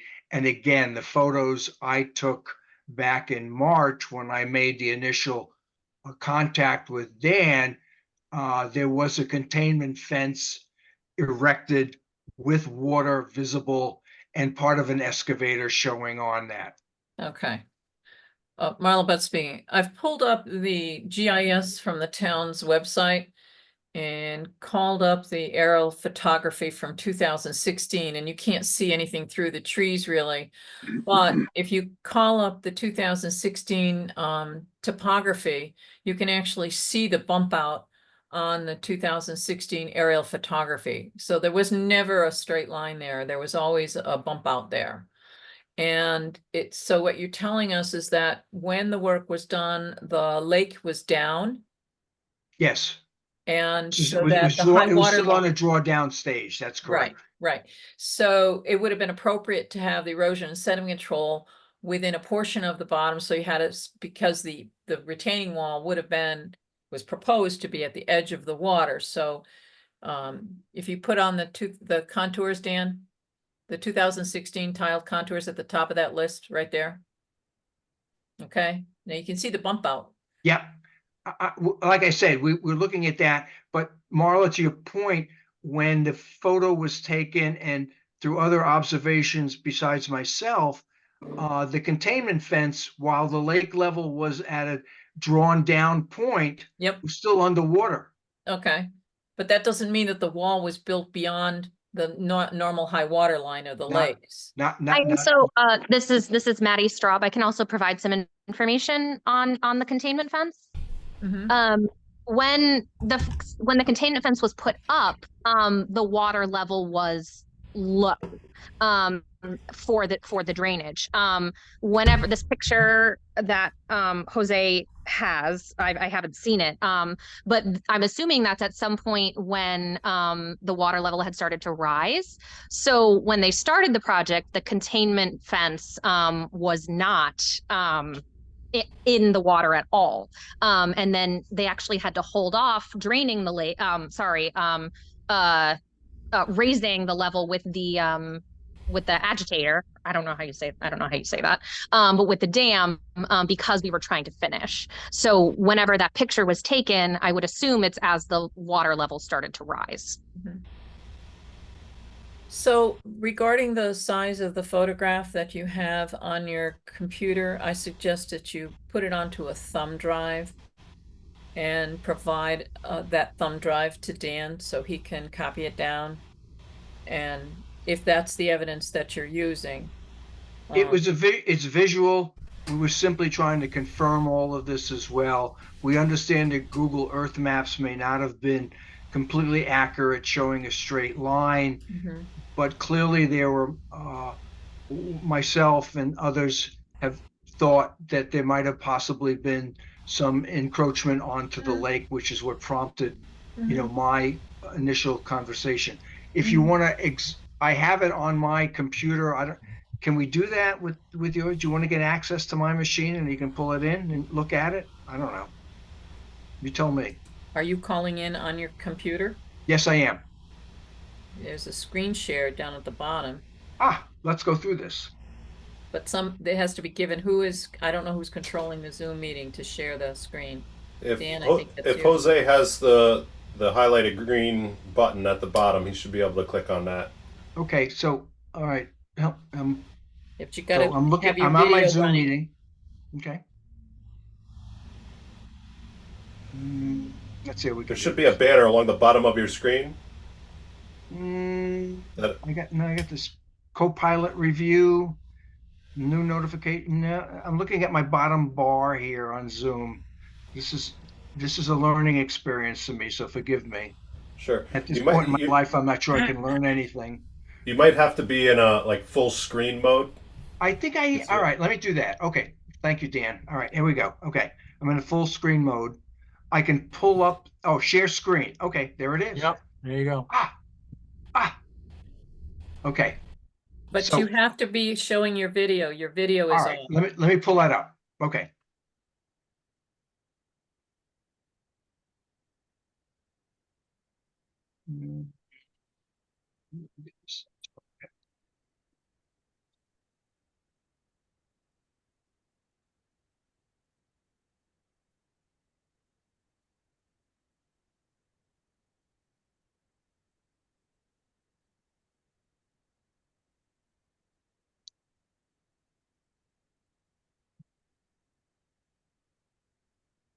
Okay, the picture is now on my screen. How do we kind of view that? Turn on your video at the bottom banner in the Okay, right the video, let left-hand me see. side. Okay, You I gotta got turn the your photo. video I'm on Zoom. Let's see if I can do this. Oh, technology is interesting. Yes, it is. Okay, let's figure this out. All right. So the picture is full screen on my computer. I pull up the Zoom meeting now at this point. Okay. Yep. And now go to share screen. Share screen, and then choose the window that has your video. Got it. My God, it actually works. Yeah, except that your video's not showing because you have to, you know where you have your, there you go. Okay. So that was, Yeah, that was one of the views that was taken, okay, from the adjacent lot, which shows the containment as well as an excavating machine near that. So I'm not in any way making it a point but it's kind of suggests that, hey, this looks like this is property that was pushed out from the lake. So that was what kind of prompted much of this. Okay, so based upon the photographs that we've seen from up above with the 3 trees, I would say that this looks like natural ground. It doesn't look like it's pushed down. It may be somewhat disturbed, but it looks similar. It could very well be, but the point being is if it was natural ground, why would there be a containment fence at that point? This was taken at the adjacent lot, next to the homeowner's property. And that was what was seen. And that was by a number of people as well. And it was kind of like, okay, what's going on here? Yeah. So what I'm seeing, Marla Butt speaking, so what I'm seeing is that would be normal for an erosion and sediment control if you're doing disturbing work that could drain to the lake. You want to be able to contain that sediment close to the construction site and not let it float out into the lake. Now, if this containment area, the silt fence was put in when the lake was down, but then the lake subsequently started coming up, it would look like this.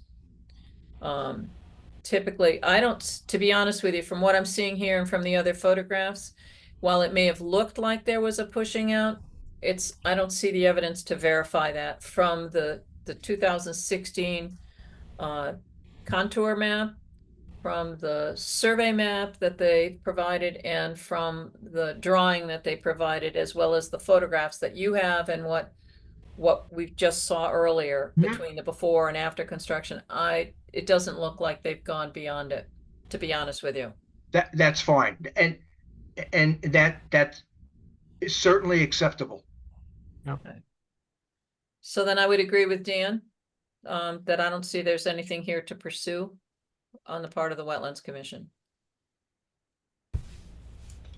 I agree. This is Mark Parker. I agree. I think they stayed true to plan, and they didn't go beyond what we approved them for. Stuart Peasley here. I think I agree. It's just the only thing that could help is just by taking some accurate laser measurements, and I'm not sure there's enough reason to pursue that. I don't think there's enough reason to pursue it to do that at this point in time. There's not enough evidence to indicate there was an intrusion into the lake beyond that which was shown on the application drawings. As we can tell from the photographs, yeah. Yeah. But thank you all for giving us the information so that we could make an informed decision. Yeah. You have to stop screen sharing though. You have to click the green button. There you go. Thank you very much. You don't want to see what's on my computer anyway. Oh. We won't go there. Like No, Sergeant thank you. Schultz used to say, I see nothing, nothing.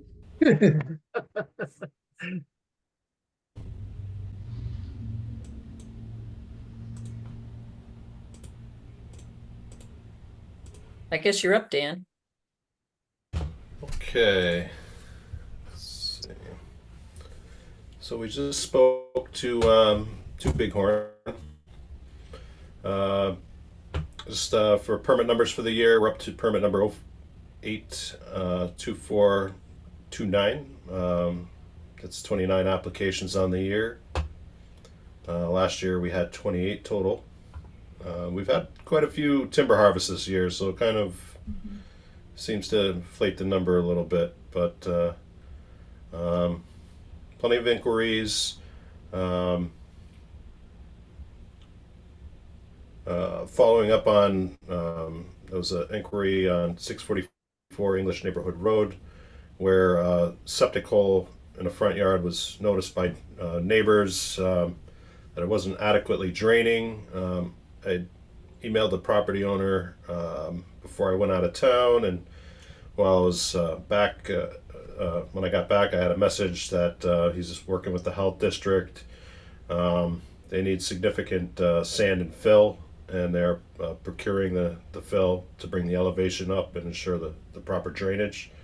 That's something that I can drive out to have a look at this week and see where that goes. Mr. Gagnon was on earlier. We've had a lot of back and forth about Solaris Pond. For a while, Dan, excuse me, Dan, can I Yep. interrupt you? Back to English Neighborhood Road, is there?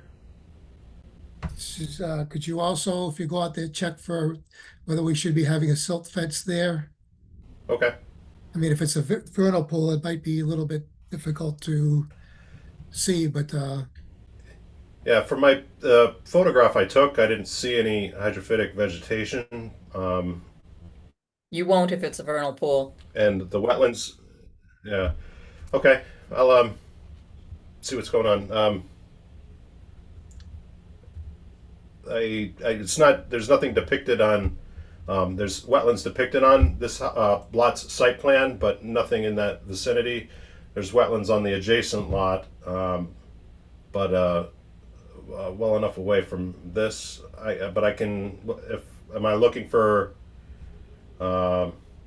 just water? I'll go out with you, Dan. Okay. It's tough to spot. It is this time of year. It's extremely difficult. In fact, it's impossible to determine if you have a vernal pool. It's not the right time of year to be looking, but there are some indicators as to whether or not you have a potential vernal pool. Okay. The We'll best set time something up. is in the spring.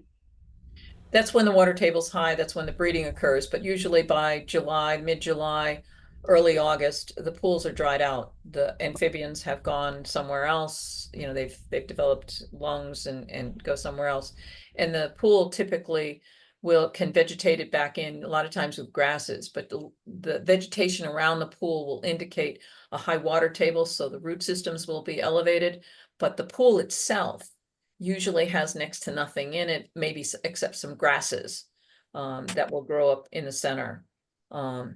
Sometimes you'll have a tree that'll have gone down in it, and the leaves, what happens is the nutrients are recycled. The leaves are eaten by bacteria. The bacteria is eaten by the vernal pool inhabitants.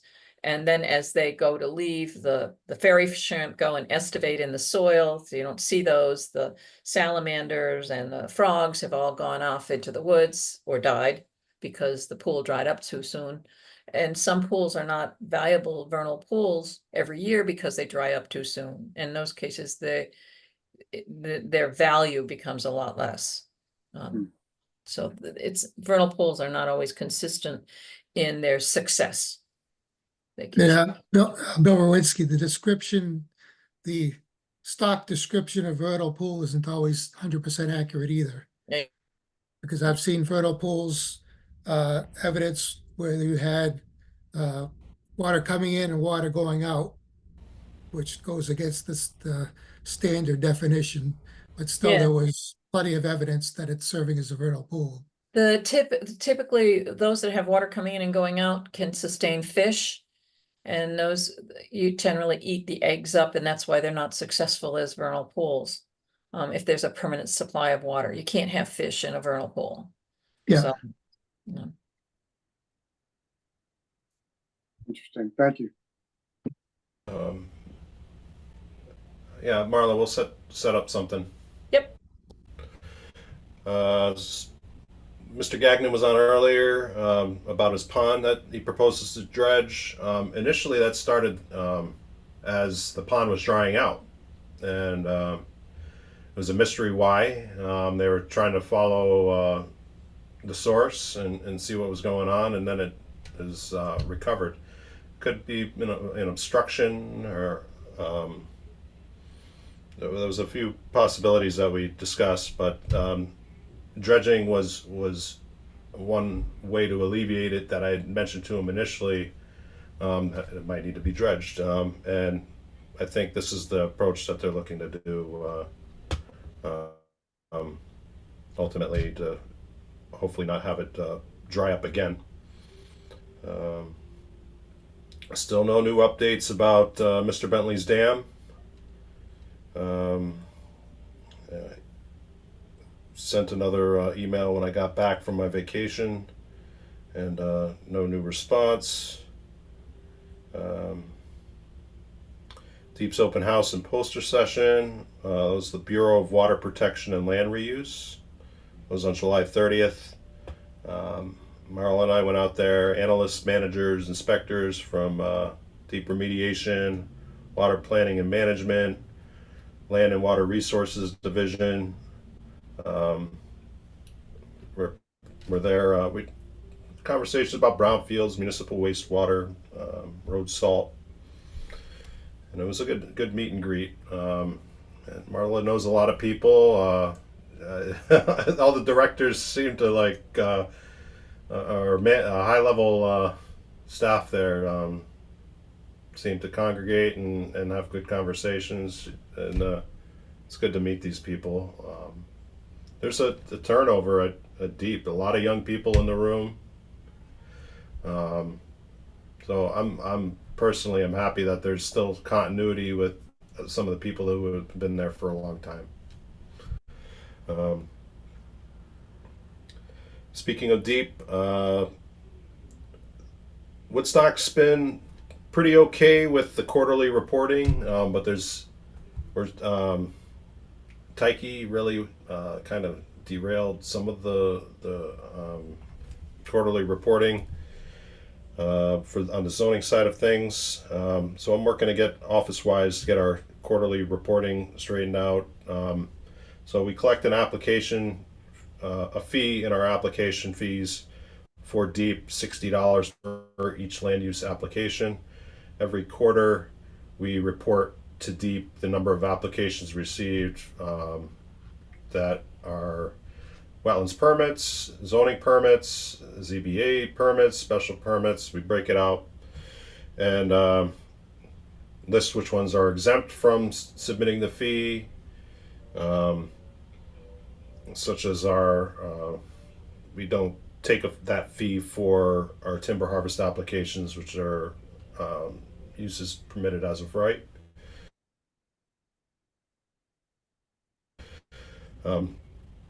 So I'm working. There's been some kind of a stagger where we're not on their dates for their quarters precisely, and I've been working with Tina Lazarus to straighten out that.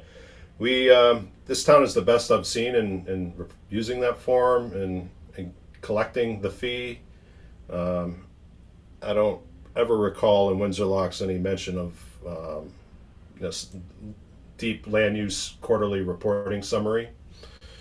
And I didn't really have an opportunity to work with it in Thompson, but Woodstock is collects fees across even home occupations, which is kind of doesn't seem right, but that's the commission wants to, Planning and Zoning Commission wants the fee associated with that as well. There can be a $1,000 fine per quarter for non-compliance, and I don't want to have anybody come asking me questions why we're losing money that way. Kind of also speaking about zoning, I passed the Casio 1 session and test. There's a second session where I'll probably be missing a week sometime this fall from the office to take another week-long course and test. And after that test, I don't know if some period has to elapse, but the final thing to bring it all together is a capstone report on a local zoning issue. I don't know what I'm picking. I think everybody would probably be picking short-term rentals, but I kind of want to stay away from that if it's going to become an ordinance under the first selectman's office. So maybe you find a more an issue that has less headache with it. Just a reminder about the Cackaway conference. There's a date set, November 16th. Anybody who wants to go, we can make it happen. As more information comes around, I'll be sending it your way. And if anybody's got any questions, please let me know. There's one item in this report, or that isn't in this report, that I wanted to finish on with the Petro Basin on Payne Road.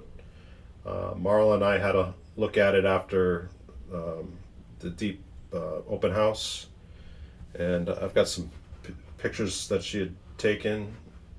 Dan, I was out there today and I took more new pictures, so Okay. there's been some differences from what I took before. Okay.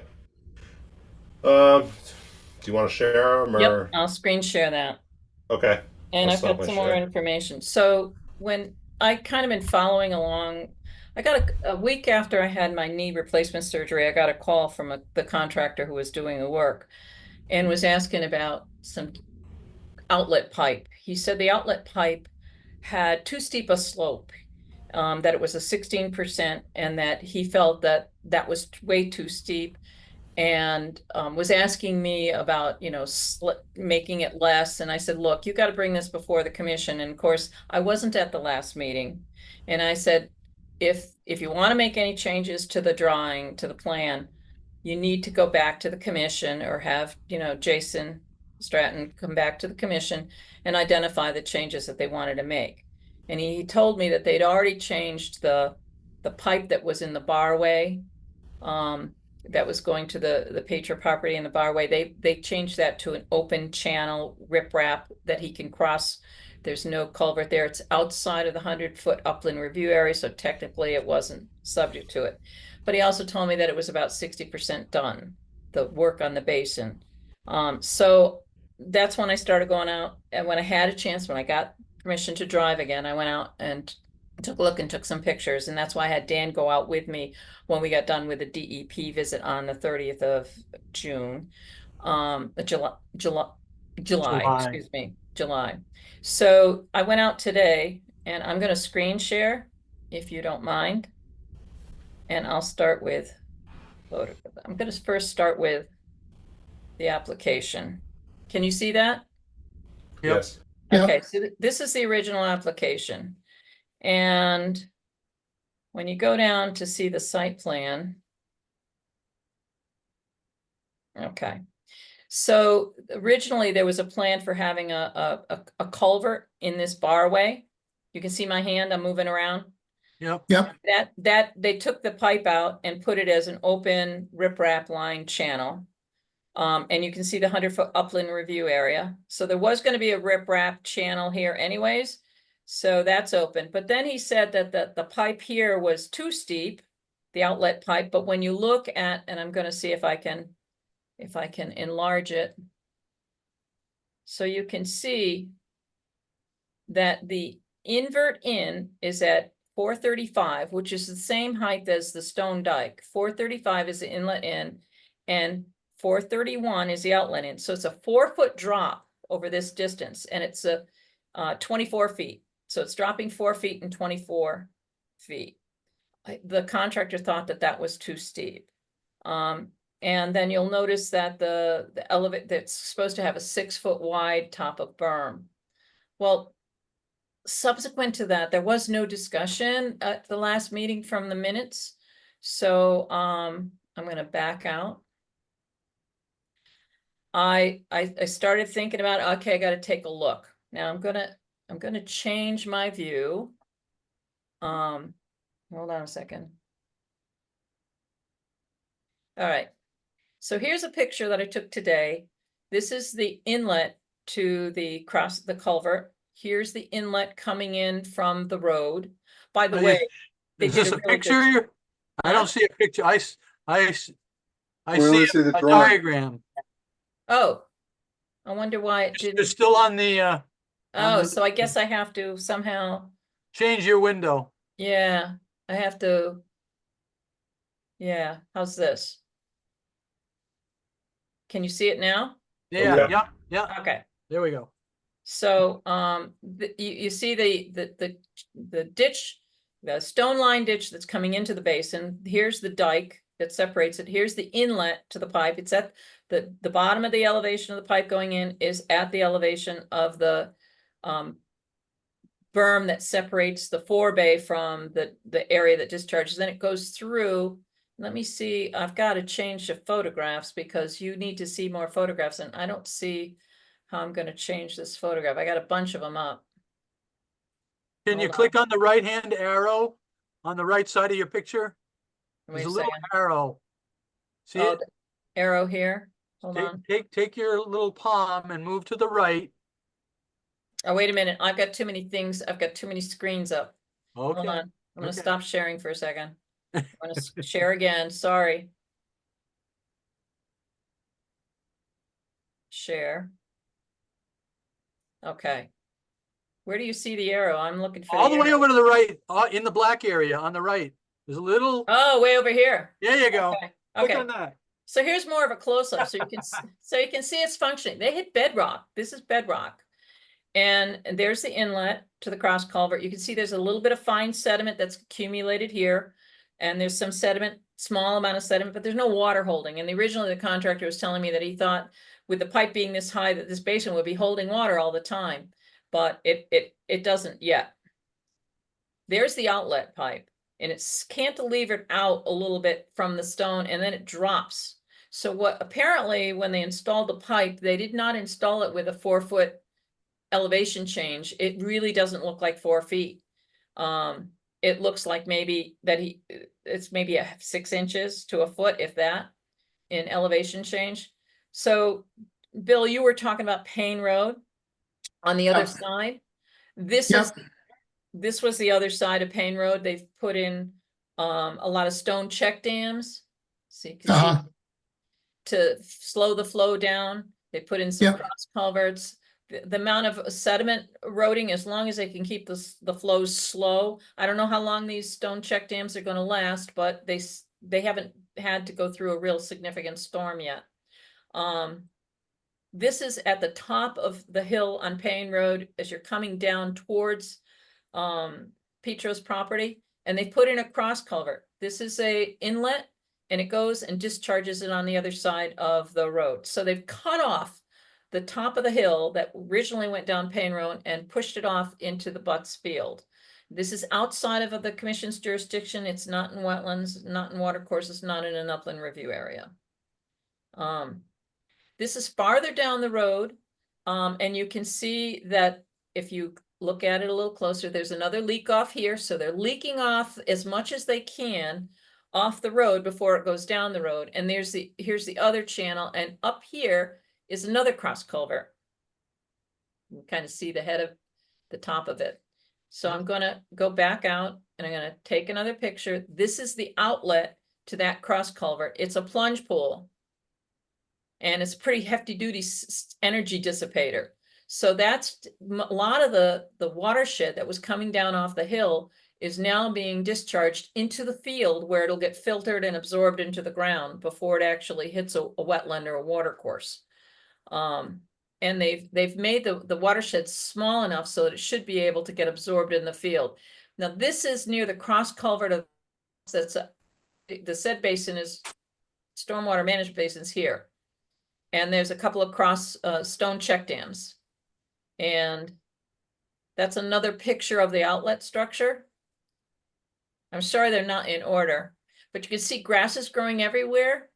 But what he did tell me, the contractor then called me back a couple of weeks ago, and I can't remember exactly what it was. He did not go back to the commission. Jason didn't come to the commission.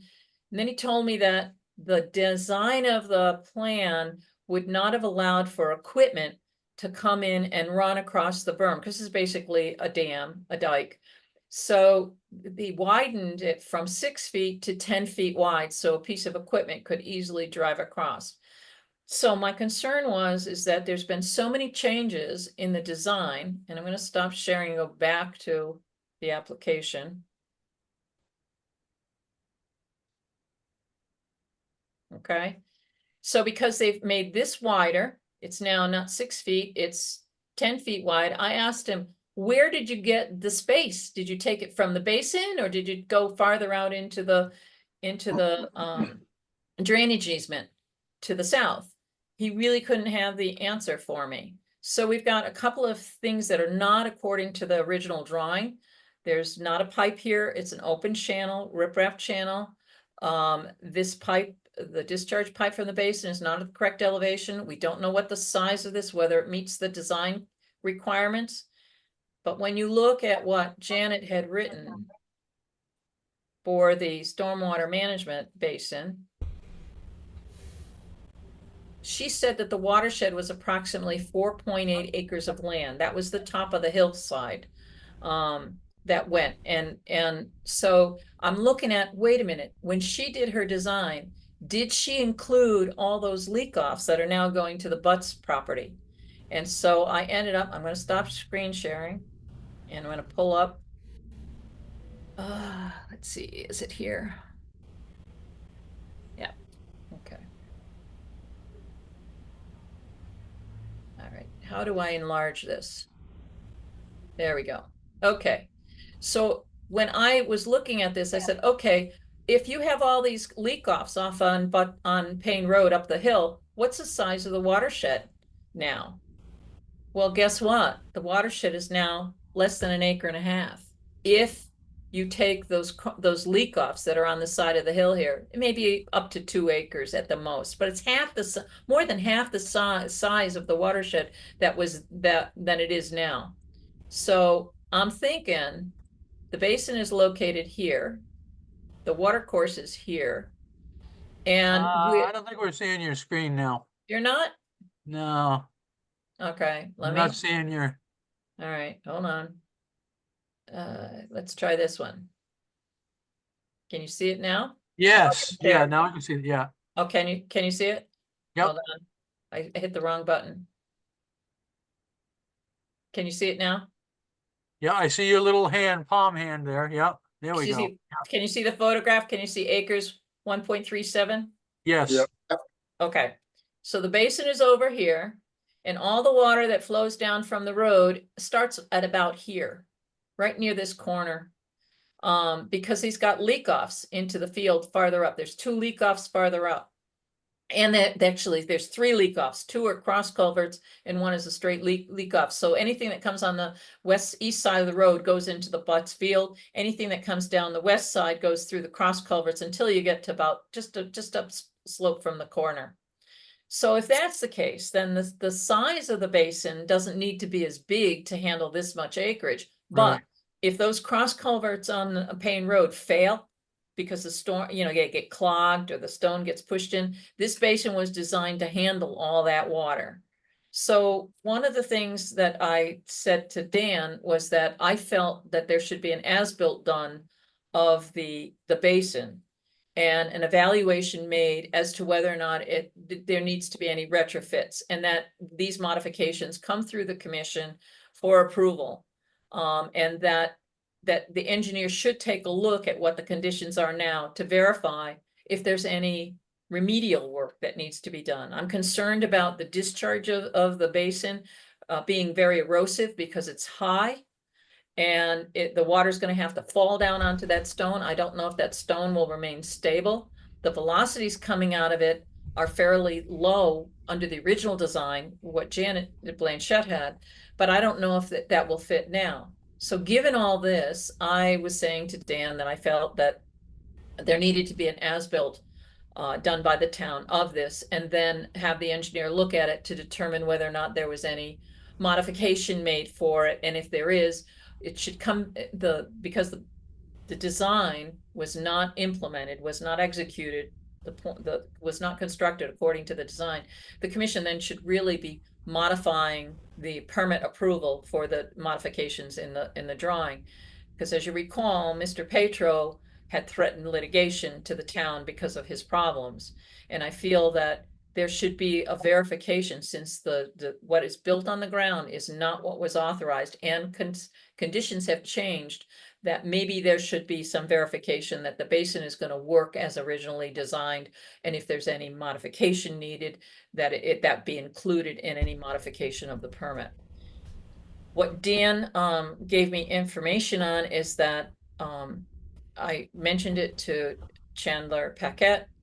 I told him that I had concerns about it. He was going to talk to Jason. I asked Dan to talk to him, and Dan has indicated that Mr. Paquette Selectman Paquette would like something in writing from the commission asking for an as-built drawing and explaining the issues. So that's why I'm bringing it to you now. That I think that there should be a request made to the selectman's office that an as-built drawing be done of the basin, and an evaluation by an engineer to determine whether there's any remedial actions that are required based upon the changes. And once that is all determined, to come back to the commission for modification of the permit approval. So that's what I'm going to ask of the commission at this point in time, that the commission approve the drafting, the sending of a letter to the first selectman requesting an as-built drawing and an evaluation by the engineer to determine if any remedial actions are required, and then to bring that, whatever the final plan is, the final position is of the town, to the commission for modifying the original permit. Yeah, I think I agree, Marla. I think you should make it very concise and simple in the presentation of what you just said. So basically, oftentimes what happens during the construction of a design, people make changes for whatever reason, and we have to get those as-built approved by the original designer. If it had been a private individual in a private basin, that kind of thing, and there wasn't a liability on the part of the public and the taxpayers, I wouldn't necessarily be asking for this. Yeah, in right. this kind of detail, but I No, think there's an There's exposure. liability. Yeah, there's a lot Right, of there's a liability. liability on the part of the town that I Yeah. think needs to be addressed. Absolutely. And that should be included in the statement. Bill Rowinski, the short answer is yes, I think we need to request the as-built. Side comments, the removal of the pipe for the inlet, I think was a better idea, because I could see with a lot of sediment coming down, I can't see that pipe not getting clogged up. Which I pipe? question the inlet pipe. The inlet pipe, there is no inlet pipe anymore. Well, yeah, but as designed, I did question Janet about that too, Okay, about that inlet pipe. And I think that's a better idea with the riprap there. yeah, I agree. That's as far as the outlet pipe and the pitch. I'm not sure how to think of that other than the steep drop on the outside and that pipe sticking out. Yeah, I thought maybe there might need to be some kind of energy dissipator at where the water is expected to hit. Something more Yeah.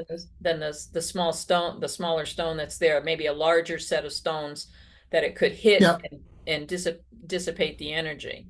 Right. Yeah, Because I don't know if that's. and we don't know how deep the stone riprap there is. If it's, there's a lot of water, it could Mhm. erode it underneath the rocks if there's not a significant pile of rocks there. What the contractor did tell me is that the embankment, the berm, was built in 12-inch lifts and compacted, which is what they should have done in any case. That's one of the things, if you're building a dam, you want to make sure that the fill in the embankment is compacted in lifts. So he Yeah. did confirm that that was done.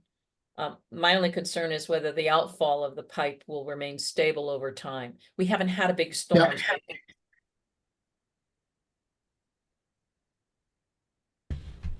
So do you want, Okay. I don't mind drafting something like that, to present so that Dan could give it to you, Bill. But I think it needs to be a motion by the commission to move to send a letter to the first selectman requesting an as-built, as I described, with an evaluation by an engineer to determine if any remedial work needs to be done. Who's gonna do the as-built drawing? Would have to be a surveyor. Probably one- J&D. J&D would be the appropriate one. Probably, yeah. They were the ones who did the original design, so they would have Right. all the details on it, where the benchmarks are and stuff like that. So it's just an extra expense for the town. Yeah, it's kind of like front end loading it, but the question is if it fails, then Mr. Peacher could claim it's not an act of God. You had an improper design, that you Yeah. didn't build it according to the design. Yeah. So I think it needs to go through a vetting process to say that based on the changes in the watershed and stuff, that it is acceptable to So meet was it engineering the town, standards. sorry, was the town crew responsible for doing the construction, or was No, it it's a private subcontractor? contractor. Private, okay. The So same was guy there, that did, was the same guy there that did. supervision? I assume so. At the same, you would assume that if the town had him under contract, that they would be directing him and verifying that the work was done correctly. But this And is the same contractor that did Dr. Luby's pond, and I thought he did a really good job on Luby's pond. Yeah, And yeah. he looks like he did a really nice job on this basin. It's just that they made changes, but didn't tell the commission, didn't, and according to the contractor, he said, well, he was told by Dan that it would take him a couple of weeks to get any approvals, and they were in the middle of construction. So had the contractor looked at the plans ahead of time and said, oh, wait a minute, I got a problem with this pipe, I got a problem with the slope of this pipe, I got a problem with the embankment. The embankment should be more than 6 feet, it should be 10 feet for it to access for equipment if you need to do repair work. All that should have come up ahead of time before the work started. But by the time I first got the call, a week after my knee surgery, was that it was already 60% done. I'm gonna tell you a great quote by Frank Lloyd Wright. It's cheaper to use an eraser than a wrecking bar. So here we are. I mean, yeah, it's just. I didn't. Is it Jimmy? I didn't speak directly with Mr. Piappi.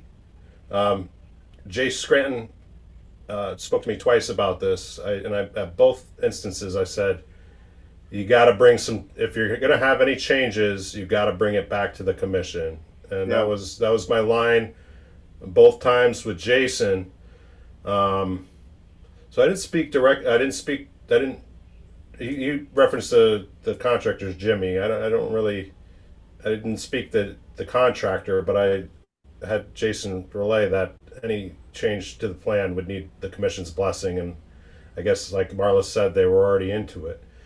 So it doesn't really matter, the town has hired the contractor, the town has a responsibility for controlling the contractor has a responsibility for executing things according to the plan, unless the town says it's okay. I don't really care whether or not Jason said it was okay or not okay. It doesn't matter to me. I just want to make sure that the basin is properly sized and is properly functioning to do the job it was intended to do, to save the town from being subject to litigation at a later date. Well, the other thing they could have done was contact J&D. Well, he apparently the engineer, the contractor did talk to Janet Blanchett, he told me, and she wasn't very receptive to his comments. That was his. Okay. So, but then again, they were already 60% through their construction, so, you know, I don't see ripping the thing up at this point in time to make it according No. to the plan. It makes no sense. But I do to have it verified Well, that it's. Yeah, if in fact there is a problem, they should be notified that they're responsible for remediation. So, we've got a couple of other permits that the town has. We have the Peak Brook Road Bridge. We have the Gravelly Brook Cross Culvert. I mean, I think we need to develop an understanding that when there are changes that need to be made that are within the area that's subject to the commission's regulation, that they should bring it to at least, you know, to Dan's attention, if not to the commission's attention, as soon as they know they have a problem. One thought on that, Marla, if I may. I understand being the demands on the contractor, they can't wait 2 weeks. They can't wait for whatever length of time to come before the board. Can they work with the engineer and just at least put it on record that they're making the revisions? No, what they should do is they should ask the commission to call a special meeting if that's that critical. If they're right in the middle of something and something goes wrong, contact Dan and say, can you arrange for a special meeting? We have this situation that we cannot wait. We have to move forward, and it would just be a special meeting for that one issue alone. All right. That makes sense. Thank you. I'm gonna remember to keep that alternative in the playbook.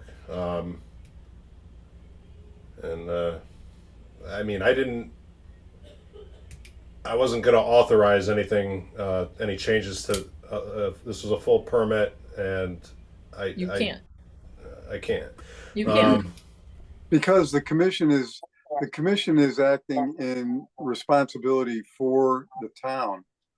So it's of the commission's jurisdiction to protect the town's interests.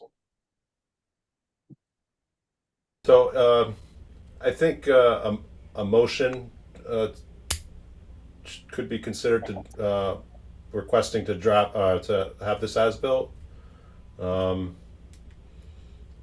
It might not be necessary, but I'd love Marla's help in the phrasing of the request, or at least I'll run a draft by her. So I'll tell you what, I'll move that that a letter be drafted to the first selectman to be signed by the chair of the commission, requesting the town perform an as-built drawing of the Payne Road stormwater management basin. And then any discrepancies between that which was approved and that which was constructed would be reviewed by a Connecticut licensed professional engineer to determine if the basin needs to have any modifications, and then come back to the commission for revisions of the permit based upon the current conditions and any subsequent remediation. And who will actually make the drawing? An as-built drawing performed by a Connecticut licensed professional engineer. Okay, so the as-built is done by a professional engineer. Well, the engineer actually hires this land surveyor. The land surveyor does it. The professional engineer puts their signature on it. But I'm just, why I want that clarification, Marla, is because you said that the town has to provide an as-built, but the town will hire an engineer to do that. Well, let me rephrase then my motion. Yeah. That I move that a letter be sent to the first selectman, signed by the chair of the commission, requesting that an as-built drawing of the stormwater management basin for the Payne Road discharge be provided by a Connecticut licensed land surveyor and then reviewed by a Connecticut licensed professional engineer to determine if the basin requires any remedial work in order to ensure that it functions as originally designed, and then brought to the commission for permit modification. I agree. You gonna second it? I second it. Okay, we agree. have, I agreed first. we have a motion from Marla Butts to address a letter. I'm sure that she and Dan will probably work something out appropriately for all the wording that was said, and to send to the selectmen requesting the as-built, and for the as-built to be reviewed with the design, in contrast to the design, to see if the basin still functions properly. Is there any further discussion? All those in favor signify by saying aye. Aye. Aye. Any opposed? Any abstain? And the motion passes. Dan, I'll get you a draft in a couple of days. Sounds good. And Bill, I'll let you know when we have it ready for you to sign. Okay, I'll stop screen sharing.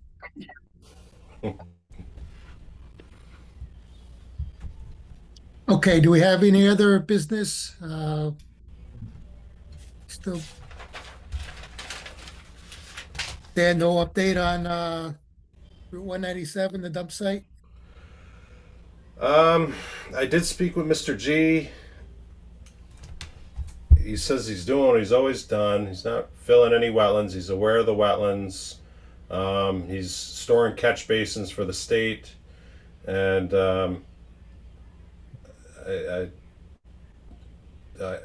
think, I don't know if that's where we left off with it last time, but I was not able to reach out to Deep/DOT to remind there's subcontractors or they're who they enter into agreements with about the need for proper permitting if there's going to be any materials that sorry, somebody entered the Zoom.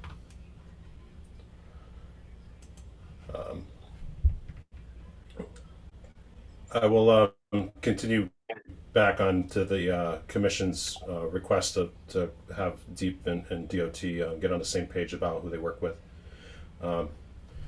and report that back to the commission what their response or how, what they're gonna. I'll work on it. Okay. Thank you, Bill. Yeah. Getting a little tired. Yeah, and then you had an last month's agent report about a Dug Hill Road. You had 139, but is that really the address that you were talking about? I think we were talking about 379 Dug Hill Road. It's listed as 139, so 379 is that's it's the Wooten's, I forget, put a. Yes, Wooten. He's in the midst of a neighbor feud, and that's kind of what's going on over there. He was not happy that he was mentioned in planning and zoning. I don't really know what I have to do over there, enforcement wise for zoning or wetlands. Except that I reminded him the regulated area and the conditions of his special permit that he's operating under with planning and zoning. Yeah, he had sent a comment form message to every department in the town hall with all caps letters that any presence on his property is trespassing, and I only had sent this letter to him to just say, hey, if you know, I've got a call if this area is regulated, if there is any earth moving, but he feels like he's the target of former business partner. I'm not sure what it is, but that he's doing everything appropriate to his special permit and that there's no activities going on in the wetlands that weren't approved. I can't see anything, but there is, it slopes down over there, and it's a large barn that I can't see behind. And without his blessing to explore the property, I kind of can only work with what I can see, unless there's What agency was the special permit through? planning and zoning. He's Planning got, I think, Red Line Customs.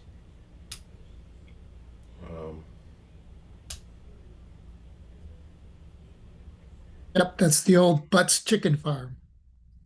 Yep.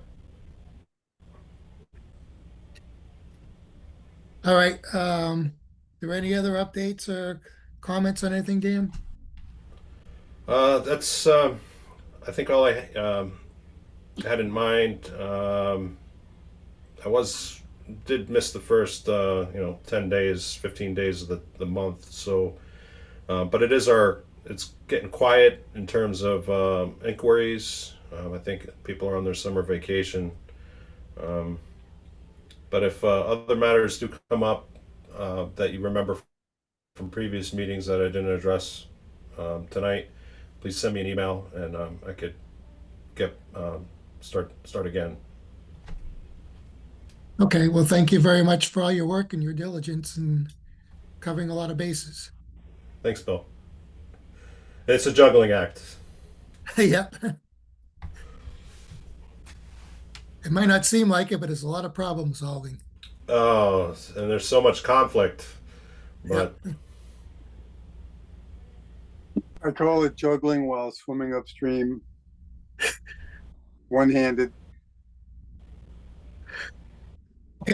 If there's nothing further, we'll move on to citizens' comments. We still have a few citizens on the Zoom. If does anybody have anything that they would like to discuss? We have Jose and Wanda and Maddie still on the Zoom. Do you have anything further? No, No. Bill, I have nothing further to say. Thank you. Okay, Nothing further. okay. Unless anybody else has any further business, I'd entertain a motion to adjourn. So moved. Second. Motion by Marla Butts, second by Mark Parker to adjourn. All those in favor signify by saying aye. Aye. Aye. Aye, opposed, abstain. The motion passes. Next Thank you month's very much. meeting, next month's meeting will be the second Monday of the month, September 9th, right? Should be. yes. Yes. The time is 9:23 p.m. Okay, thank you very much, everyone. We'll Have see you a next good month. summer. It's going to go by fast. It's already Yep. gone by. Have a good one, everybody. Have a good night. Good night. Aye.